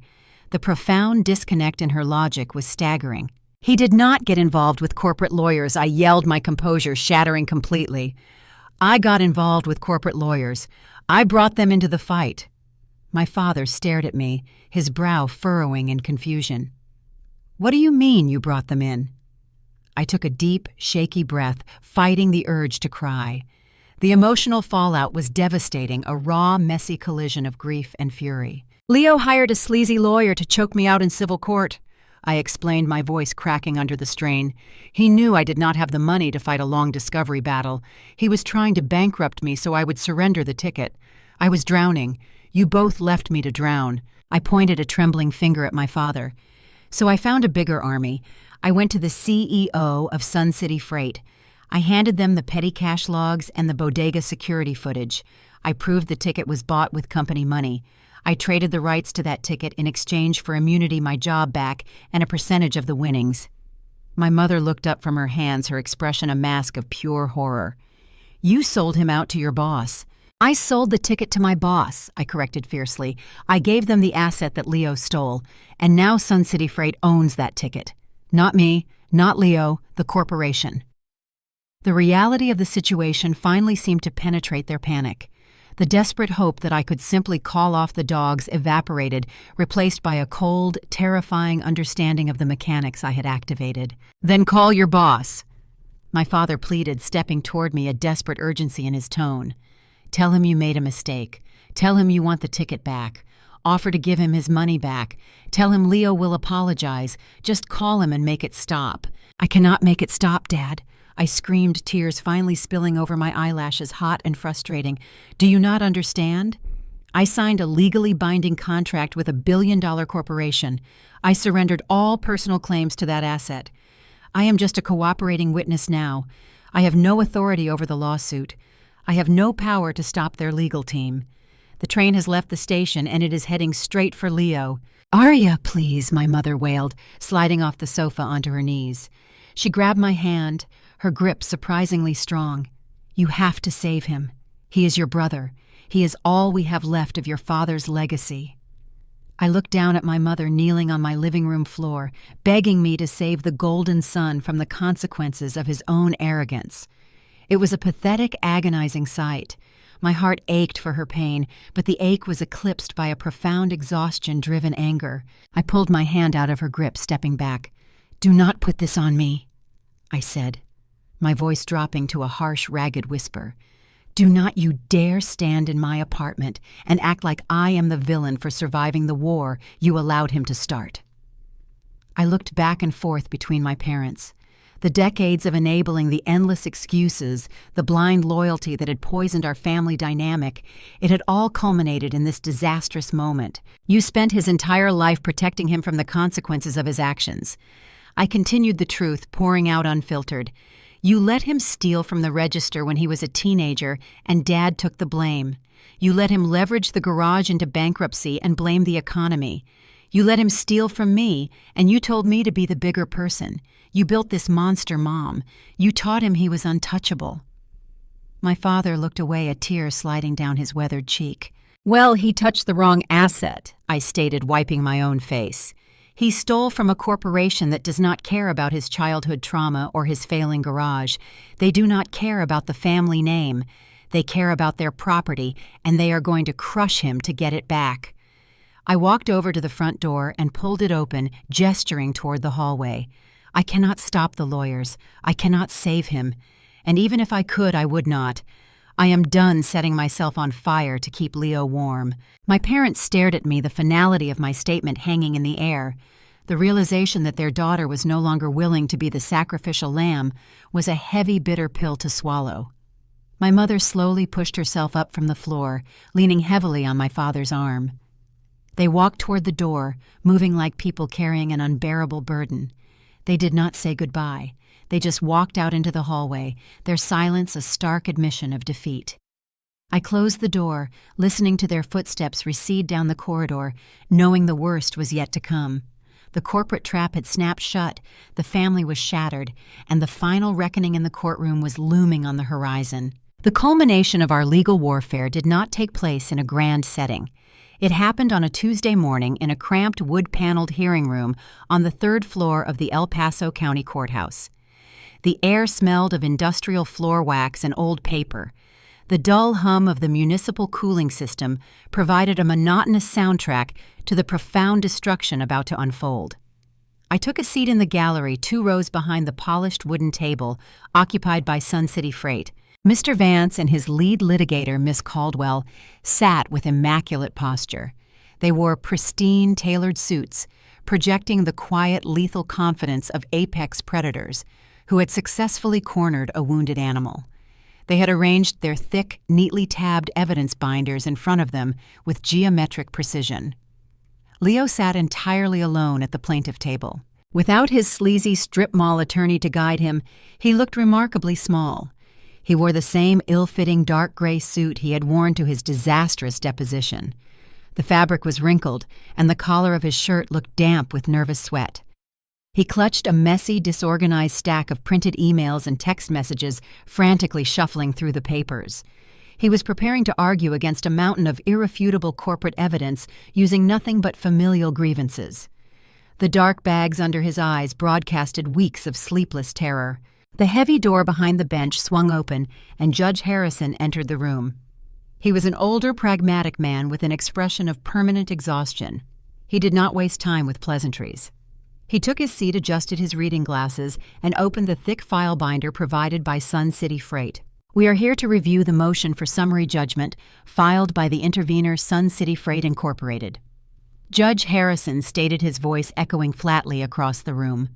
"The intervener asserts that the disputed asset, a winning Texas lottery ticket currently held in state escrow, is the exclusive legal property of the corporation." He flipped through the initial pages of the legal brief before turning his attention to the plaintiff table. "Mr. Leo," the judge continued, peering over the rim of his glasses, "you initiated this civil action claiming the ticket was verbally gifted to you by your sister. Given that you are now proceeding without legal representation, I must ask if you have acquired any physical evidence or corroborating witness testimony to substantiate this claim since your deposition." Leo stood up his chair, scraping loudly against the hardwood floor. He gripped the edge of the table, his knuckles turning white from the pressure. "Your Honor," he stammered, his voice lacking the arrogant projection he usually relied upon to bully his way out of trouble. "I have text messages from my sister demanding the ticket back. That proves she knew I had it in my possession. She only got the company involved because she was angry about our family dynamic. She is just trying to punish me for our father losing his auto shop." Judge Harrison released a dry, abrasive sigh. Demanding the return of stolen property does not substantiate a legal gift. He explained, his tone laced with bureaucratic impatience. Furthermore, your family history has no bearing on the chain of custody regarding this asset. Do you have any actual proof of a transfer of ownership? Leo opened his mouth to argue, but he had no legal foundation to stand on. I have my testimony, Leo insisted weakly. Judge Harrison shook his head and turned his attention to the corporate legal team. Ms. Caldwell, proceed with the intervener summary. Ms. Caldwell stood up gracefully. She did not raise her voice or employ any courtroom theatrics. She presented the facts with surgical, dispassionate efficiency. Your Honor, the evidence confirms this ticket was purchased using corporate property, she began. She walked the judge through the Sun City Freight petty cash protocols. She introduced the photocopy of the ledger documenting the specific serial number of the $20 bill logged at 9:15 in the morning. She then presented the time-stamped photocopy of the winning ticket showing the purchase occurred at 12:42 in the afternoon. She stepped out from behind her table to hand the judge a sealed folder. We have also submitted a sworn affidavit from the manager of the bodega where the transaction took place, accompanied by high-definition security footage, she continued. The footage clearly shows the corporate witness handing the cashier a single $20 bill. Because the employee contributions were not collected to reimburse the petty cash box until the following day, that specific transaction was funded entirely by unreplenished corporate cash. Finally, Ms. Caldwell concluded, returning to her seat.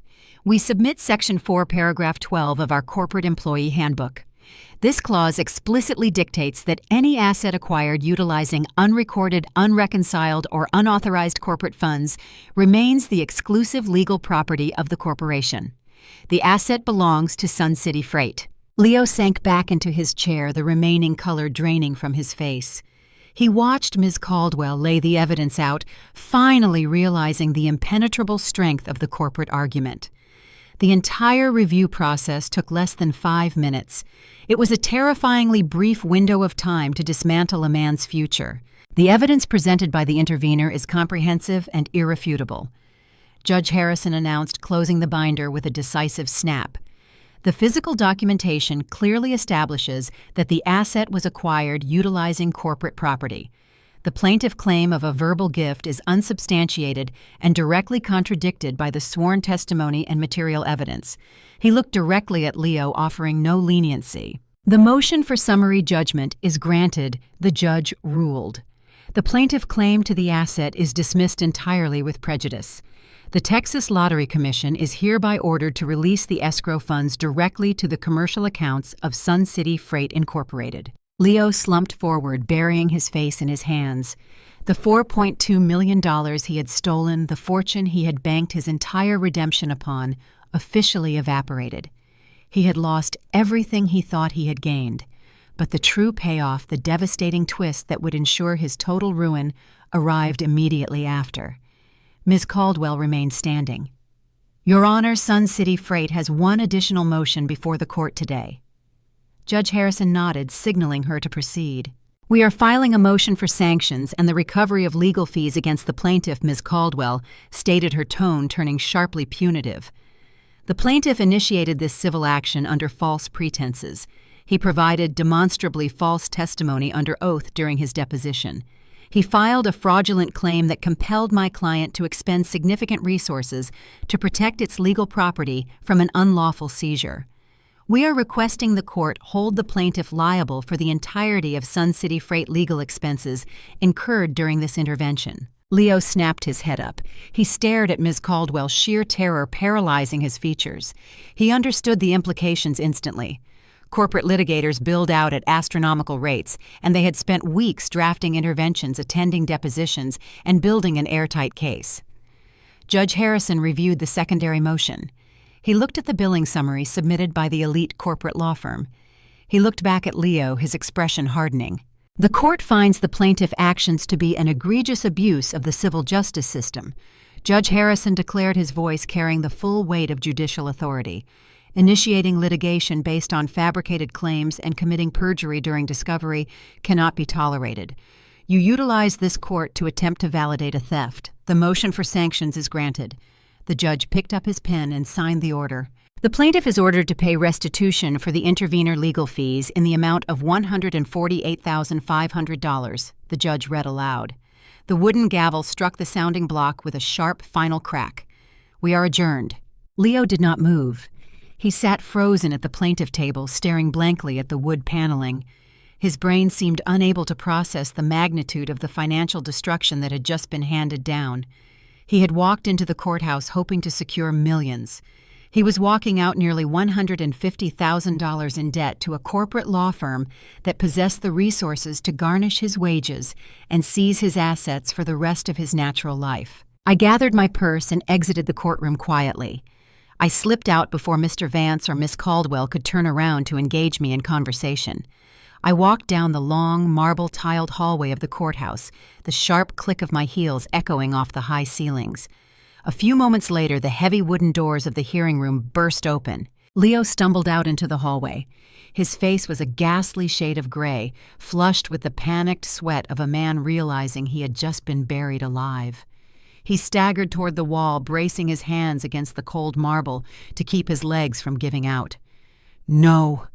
He gasped, his voice cracking, tearing out of his throat in a raw, frantic scream. "No! No! This cannot be happening! This cannot be!" He slid down the wall, his knees buckling until he hit the floor. He pulled his knees to his chest, burying his face in his arms, weeping uncontrollably in the public corridor. It was the sound of total, inescapable ruin. I stood 30 feet down the hallway, watching him crumble against the marble baseboards. I did not feel a rush of vindication. I did not approach him to deliver a gloating speech about justice or boundaries. The satisfaction I had anticipated back when I was planning this corporate maneuver was absent, replaced by a profound, hollow exhaustion. I watched my older brother, the man who had stolen from me to save his own pride, sobbing on the floor of a municipal building, destroyed by the very legal system he had attempted to manipulate. I did not offer comfort. I did not offer help. I simply turned around and walked toward the exit, leaving him alone to face the towering debt he had dug for himself. I pushed through the heavy glass doors of the courthouse and stepped out into the blinding El Paso sun, knowing the battle was finally over, but the fallout was just beginning to settle. The aftermath of a civil court judgment does not fade quietly into the background. The justice system operates with a cold, mechanical efficiency that rarely offers closure on the day the gavel falls. Sun City Freight possessed an entire department dedicated to asset recovery and financial compliance. Mr. Vance and his legal team did not view the $148,000 sanction as a symbolic victory. They viewed it as a receivable debt, and corporate entities do not forgive debts. Within 48 hours of the ruling, the collection protocols began. Leo received formal demand letters printed on heavy, intimidating legal stationery. The letters outlined the exact payment terms, the accruing interest, and the aggressive actions the corporation would take if he failed to comply. They threatened wage garnishment, asset seizure, and permanent damage to his financial standing. Leo was no longer fighting a sibling dispute. He was caught in the gears of a corporate collection machine that processed human ruin as standard daily operations. He had no savings. He had drained his meager bank accounts to pay the initial retainer for the sleazy strip mall attorney who had abandoned him. He had taken out predatory payday loans to cover his living expenses during the 2 months he spent anticipating a multi-million-dollar payout. Facing a debt that would take multiple lifetimes to repay on a mechanic's salary, Leo had only one escape route left available to him. He was forced to declare Chapter 7 bankruptcy. The bankruptcy process is designed to be a deeply humiliating public unraveling. It requires a person to lay out every failure, every unpaid bill, and every foolish financial decision before a court-appointed trustee. Leo had to sit in a bleak municipal office and submit an itemized list of his entire life. The court scrutinized his bank statements, his credit card debt, and the staggering legal penalty handed down by Judge Harrison. Filing for bankruptcy provided a stay of execution against the corporate debt collectors, but it required the immediate liquidation of his remaining valuable assets. He could not protect the things he loved. The first casualty of his financial collapse was his pickup truck. It was the same faded blue truck he had desperately tried to save with the stolen ticket. One Tuesday morning, a heavy-duty tow truck pulled into the parking lot of his apartment complex. The driver did not knock on the door or ask for the keys. He simply backed the rig up to the bumper, attached the heavy steel hooks to the undercarriage, and activated the winch. The hydraulic gears groaned as they lifted the truck off the hot asphalt. Through the grapevine of our extended family, I heard that Leo stood at his apartment window and watched the tow truck haul his vehicle away. He did not go outside to argue. He did not scream. He just watched the last remnant of his independence disappear down the street, towed away to be auctioned off to satisfy his creditors. Without transportation, he could not travel to prospective job interviews or maintain his daily routine. Without the illusion of impending wealth, his landlord refused to grant any further extensions on his overdue rent. An eviction notice was taped to his front door just days after the truck was repossessed. Stripped of his assets, his pride, and his home, Leo had no choice but to pack his life into black plastic garbage bags and retreat to the only place that would accept him. He moved back to the lower valley, carrying his belongings through the front door of our parents' house. He was 32 years old, returning to his childhood bedroom not as a conquering hero who had rebuilt the family legacy, but as a disgraced, bankrupt adult. The atmosphere inside that modest brick house shifted into a permanent state of suffocating tension. My parents had fully supported his fabricated lawsuit.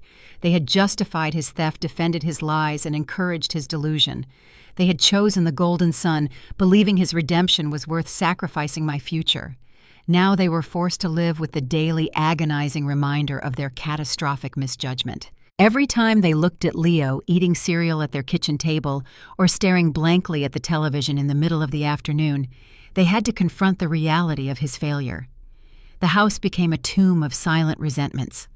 My mother stopped hosting family dinners. My father spent longer hours working in the yard, avoiding the heavy, uncomfortable quiet of the living room. The family dynamic was irrevocably fractured. They had burned their relationship with their daughter to protect a son who ultimately destroyed himself. The true depth of the poetic justice, however, arrived when Leo was forced to re-enter the workforce. The terms of his bankruptcy required him to secure gainful employment. His dreams of reclaiming the Alameda Avenue lot and resurrecting our father's independent auto shop were dead and buried. No bank would ever approve a commercial loan for a man with a recent Chapter 7 filing and a public record of perjury. He could no longer be his own boss. He could no longer pretend he was destined for entrepreneurial greatness. Desperate for a paycheck to cover his basic living expenses and the mounting fees associated with his bankruptcy filing, Leo submitted applications across the city. His options were severely limited. He eventually accepted a position at a sprawling, soulless auto repair chain located off Interstate 10. The irony of his new reality was sharp and unforgiving. He had mocked me for working in a corporate logistics office. He had sneered at my adherence to corporate rules, claiming he was meant to be a business owner, a man who built his own empire. He had attempted to outsmart a billion-dollar freight company in civil court, believing his personal entitlement could overpower their legal framework. Now he was a tiny, insignificant cog in the exact type of corporate machine he had tried to defeat. He was issued a stiff polyester uniform bearing a bright corporate logo. He was assigned to the express lube and tire rotation bay, the lowest tier of mechanical labor. He spent his days in a sweltering, air-conditioned garage, wrestling heavy tires off rims and draining hot oil from the underbellies of commuter sedans. He was forced to adhere to strict corporate quotas, clocking in and out on a biometric scanner that tracked his every minute. Worst of all, he answered to a store manager who was barely 22 years old, a recent business school graduate who knew nothing about engines but knew everything about corporate profit margins. The manager routinely reprimanded Leo for failing to upsell air filters and windshield wipers to unsuspecting customers. The man who once envisioned his name on a giant neon sign was now being scolded for missing his weekly retail targets. I learned these details from a cousin who happened to take her car in for a tire alignment and recognized the exhausted, defeated technician working in the bay. She told me Leo looked like a ghost, his shoulders permanently hunched, his eyes fixed firmly on the concrete floor. He did not engage in small talk. He just turned his wrench, a broken man serving a corporate master. In the evenings, he returned to the quiet misery of his childhood bedroom in the lower valley. The room remained largely unchanged from his teenage years, a dusty time capsule of unfulfilled potential. Sitting on a wooden shelf above his old desk, nestled among forgotten high school trophies and fading photographs, was the only item he had managed to keep from the wreckage of his father's original garage. It was a plastic model car.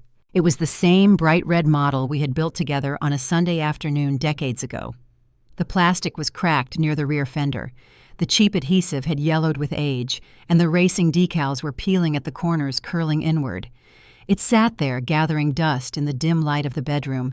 The broken toy served as the ultimate symbol of his current existence. It represented the pure, untainted sibling bond he had eagerly destroyed for a chance at unearned wealth. It stood as a harsh daily reminder of his shattered legacy, his profound arrogance, and his undeniable failure to build anything real. He had sacrificed his family and his future to chase a stolen fortune, only to end up exactly where he began, trapped in a small room, staring at a broken piece of plastic. The legal war was over. The battle lines were drawn, and as I prepared to step into the next chapter of my own life, I knew the boundaries I had forged would never be broken again. The corporate machinery of Sun City Freight operated with a cold, predictable efficiency. Once the civil court judge ordered the release of the escrow funds, the state of Texas wired the $4.2 million directly into the primary commercial accounts of the corporation. Mr. Navarro did not hesitate or attempt to renegotiate our arrangement. He was a ruthless businessman, but he respected a well-executed contract. 3 days after the funds cleared, I was summoned to his office. The chief financial officer handed me a certified corporate check. The 10% finder fee translated to $420,000. After federal taxes and standard withholdings, the net amount deposited into my personal bank account was $254,000. It was not $4 million. It was not the kind of generational wealth that allowed a person to buy private islands or retire before the age of 30. But as I sat in the parking lot of my local bank branch, staring at the glowing numbers on my mobile banking application, I realized it was exactly what I needed. It was an armored shield. It was the financial fortress required to protect myself from the predatory demands of my biological family. My first act of financial liberation was a pragmatic one. I logged into my credit card portals and paid off the staggering high interest balances I had accrued while retaining my civil attorney. I watched the punishing debt evaporate in real time. I authorized a final wire transfer to my lawyer, settling his invoices, and formally closing my file. The suffocating weight that had compressed my chest for months finally lifted. I could draw a full, deep breath without calculating how much it would cost me in legal fees. With my debts erased, I focused on securing my physical independence. I packed up my cramped air-conditioned apartment and broke my lease. I hired a realtor and purchased a beautiful single-story stucco house nestled near the foothills of the Franklin Mountains. The property sat on a quiet cul-de-sac, far away from the noisy interstate and miles removed from the toxic gravity of the lower valley. It featured a wide, shaded back porch that looked out over the rugged desert landscape, framed by blooming agave plants and tall, ancient cacti. I did not share my new address with my parents. I did not send them a change of address card or forward my mail to their home. I went to a local carrier store, surrendered my old cell phone, and purchased a brand new device with a fresh, unlisted phone number. The decision to sever ties with the people who raised me was not a cinematic, triumphant victory. It was a raw, agonizing process. Erasing my parents from my life felt like mourning the death of people who were still breathing. I grieved for the family I thought we were, and I grieved for the realization that their loyalty was entirely conditional, contingent upon my willingness to absorb my brother's failures. But the grief was a necessary toll on the road to survival. I chose the quiet sorrow of isolation over the loud, destructive chaos of their enabling. My professional life transformed with equal speed. Mr. Navarro honored the second half of our agreement. I was officially promoted to Regional Operations Director.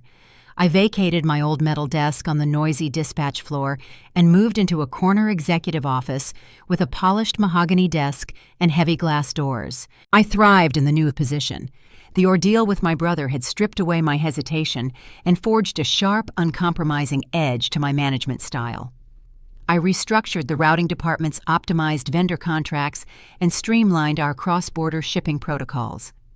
I commanded respect from the warehouse managers and the dispatchers navigating the gritty male-dominated logistics industry with a cool, unyielding authority. It was within the scope of these new executive duties that the final spectacular twist of my story unfolded, delivering a level of poetic justice so precise it felt orchestrated by fate. As Regional Operations Director, one of my primary mandates was auditing and overhauling our external vendor accounts.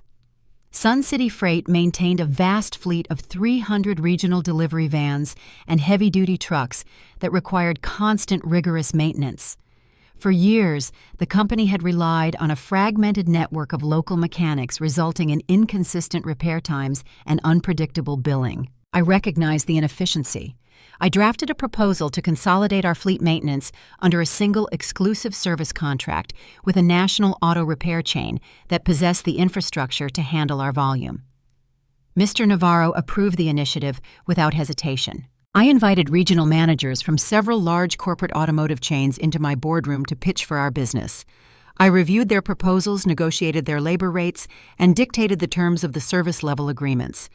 Ultimately, I selected a sprawling corporate-owned automotive chain with a flagship service center located just off Interstate 10. It was the exact same corporate service center that had recently hired a disgraced bankrupt mechanic named Leo. I sat at my mahogany desk on a Friday afternoon, reviewing the final vendor contract provided by the national auto chain. I picked up my pen and signed my name on the authorization line, executing a multi-year, highly lucrative agreement.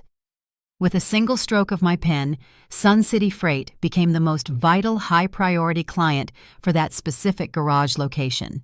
The implications of that contract were devastatingly clear. The regional manager of that auto chain would be desperate to maintain our lucrative account. He would prioritize our delivery vans above all other customers. He would enforce brutal, unrelenting quotas on his service bay technicians. He would demand rapid turnaround times, flawless inspections, and grueling physical labor to ensure our freight trucks never missed a shipping route. My older brother had stolen my winning ticket because he felt entitled to millions. He had mocked my corporate logistics job, viewing himself as a brilliant entrepreneur destined to run his own empire. He believed he was a predator capable of manipulating the system to crush the little guy. Now he was the lowest-tier employee in a sweltering, grease-stained service bay. And the grueling daily labor he performed, the endless oil changes, the heavy tire rotations, the frantic rush to meet corporate repair quotas, was entirely dictated by an exclusive contract authorized by his younger sister. I was the executive client. I held the purse strings to the revenue stream that funded his minimum wage paycheck. He was washing the oil out of the very delivery trucks I dispatched. He had tried to steal my future, and in return, I had become the architect of his daily grind. He was trapped in the belly of the corporate machine, and my signature was the engine that kept the gears turning. I did not drive down to the service center to gloat. I did not need to see him sweating in a polyester uniform to feel satisfied. True power does not require an audience. Knowing the reality of the hierarchy was enough. That evening, I drove home to my quiet stucco house in the foothills. I unlocked the front door, stepping into a living room filled with the scent of desert sage and pristine silence. There were no frantic phone calls demanding bailouts. There were no manipulative family dinners designed to strip me of my assets. There was only peace. I walked out onto my shaded back porch and leaned against the wooden railing. The sun was setting behind the Franklin Mountains, casting vibrant streaks of gold and bruised purple across the vast Texas sky. The dry desert wind brushed against my face, carrying the faint, earthy smell of creosote bushes, cooling in the evening shadows. I stood there alone, breathing in the unbothered air. The journey had been terrifying, forcing me to navigate the darkest corners of familial betrayal and legal warfare. I had lost the people who shared my blood, but I had secured the only thing that truly mattered. I had protected my peace. I did not win the lottery, but I won my life back. Sometimes the heaviest chains we carry are the ones forged by our own family. If this story made you rethink your boundaries, hit subscribe. And remember, you do not have to set yourself on fire just to keep your family warm. There is a particular kind of silence that falls over a home when a family finally fractures. It is not the sudden deafening quiet of a slammed door or a raised voice, but a slow, hollow echo, the sound of decades of unspoken truths finally rushing in to fill the empty space. As a spiritual practitioner, observing the shifting landscape of American society, I listen to these silences often. We live in a culture that moves incredibly fast, driven by the pursuit of success, comfort, and the preservation of a curated image. Yet in our desperate rush to build the perfect American dream for our children, we often forget the very foundation required to sustain it. The story of Aria and Leo is not just a dramatic tale of a stolen lottery ticket and a corporate legal battle. It is a profound modern parable. It holds up an unforgiving mirror to a deeply ingrained, often destructive pattern in modern parenting, the tragic confusion between truly loving a child and merely enabling their ego. In the traditional American family structure, there is a fierce, almost biological instinct to protect our children from pain. We want them to have it better than we did. We want to pave their roads, smooth out their rough edges, and cushion their falls. In modern society, this has evolved into bulldozer parenting, where mothers and fathers obsessively clear every obstacle from their child's path to ensure a soft landing. We see it in the way Leo's father quietly replaced the $100 bill his teenage son stole from the cash register. He thought he was protecting his boy. But from a spiritual standpoint, a soft landing is not an act of love. It is a deprivation of the soul's necessary curriculum. Resilience cannot be gifted, inherited, or bought. It is forged only in the crucible of personal consequence. By constantly absorbing Leo's failures from his petty thefts to his crushing business loans, his parents stunted his spiritual and emotional growth. They cultivated a man with a fragile, inflated ego who believed the universe owed him a living, leaving him entirely unequipped to handle the friction of the real world. Parents must cultivate the quiet, agonizing wisdom to let their children fall. We must recognize that the struggle to pull oneself up from the dirt is the only mechanism that builds a strong, enduring character. This brings us to the dangerous illusion of the material legacy. Leo's family was haunted by the loss of the father's independent auto shop. Their desperation to reclaim this physical property blinded them to the decay of their basic human morality. In American culture, there is an immense crushing pressure to build an empire to leave behind property businesses and generational wealth as proof of our existence. We measure a family's success by the size of their estate. However, anyone who has walked a spiritual path knows that all material things eventually crack and fade. Think of the broken plastic model car sitting on the shelf in Leo's childhood bedroom, a fragile, dusty relic of a bond that was destroyed for the sake of money. When parents prioritize a business, a bank account, or a family name over the ethical integrity of their children, they inevitably lose both. The highest, most sacred legacy a parent can leave behind is not a brick-and-mortar building, but children who possess an unshakable moral compass. Wisdom requires us to detach our self-worth from material success and realize a profound truth. A peaceful, honest life working for minimum wage is spiritually superior to a millionaire's life built on theft, deceit, and familial betrayal. Yet perhaps the most painful dynamic in this parable is the parents' willingness to sacrifice Aria's future to subsidize Leo's redemption. This is a quiet, insidious ailment in many households, the creation of the golden child and the scapegoat. It is the habit of treating the responsible, self-sufficient child as a communal resource to fix the chaotic child. Spiritually, every soul comes into this world with its own sovereign right to grow, to thrive, and to experience peace. When parents demand that the good child set themselves on fire to keep the troubled child warm, they violate a sacred spiritual boundary. They create a transactional love that breeds deep karmic wounds and lifelong resentment. True emotional awareness in parenting requires honoring the individual boundaries of all your children equally. Fairness does not mean making sure everyone has the same amount of money. It means ensuring everyone is held to the same standard of honesty. You cannot balance the scales of your own parental guilt by stealing the light from one child to illuminate the other.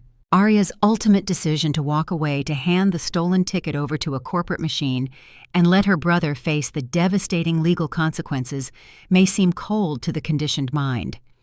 Society often tells us that family is blood, and blood requires endless forgiveness. But spiritually, Aria's action is one of fierce compassion. True morality does not mean enabling toxic behavior under the guise of familial loyalty. Unconditional love does not mean unconditional tolerance of abuse. Sometimes the most spiritual loving thing you can do for a person is to hand them the exact consequences they have earned. When Aria's parents begged her to save Leo, they were asking her to participate in a lie. By refusing, Aria broke a generational curse. She stopped the cycle of enabling and chose truth over comfort. We explore these complex hidden truths of human nature every day. If you find yourself reflecting on your own life, your own boundaries, and the dynamics of the people you love, through this parable, I invite you to subscribe and follow the channel Sophie Tells Stories. We share these narratives not just to entertain, but to hold up a mirror to the shared human experience, helping us all navigate the difficult, beautiful journey of healing. As we navigate the endless complexities of modern life, the ultimate goal of parenting should not be to engineer a flawless, pain-free existence for our children. The goal is to raise adults who can stand on their own 2 feet, morally and spiritually grounded in the truth. Imagine for a moment an empty childhood bedroom. The posters are fading on the walls, the trophies are collecting dust, and a broken toy sits quietly on a shelf. The child who once slept there is out in the world making choices that will ripple through the lives of others. What did you pack in their invisible suitcase before they left? Did you pack the illusion that they are untouchable? Or did you pack the quiet, heavy grace of accountability? We spend our entire lives trying to build homes that will shelter our families from the storm. But in the end, the only true shelter we can provide is the strength of the character we help them forge.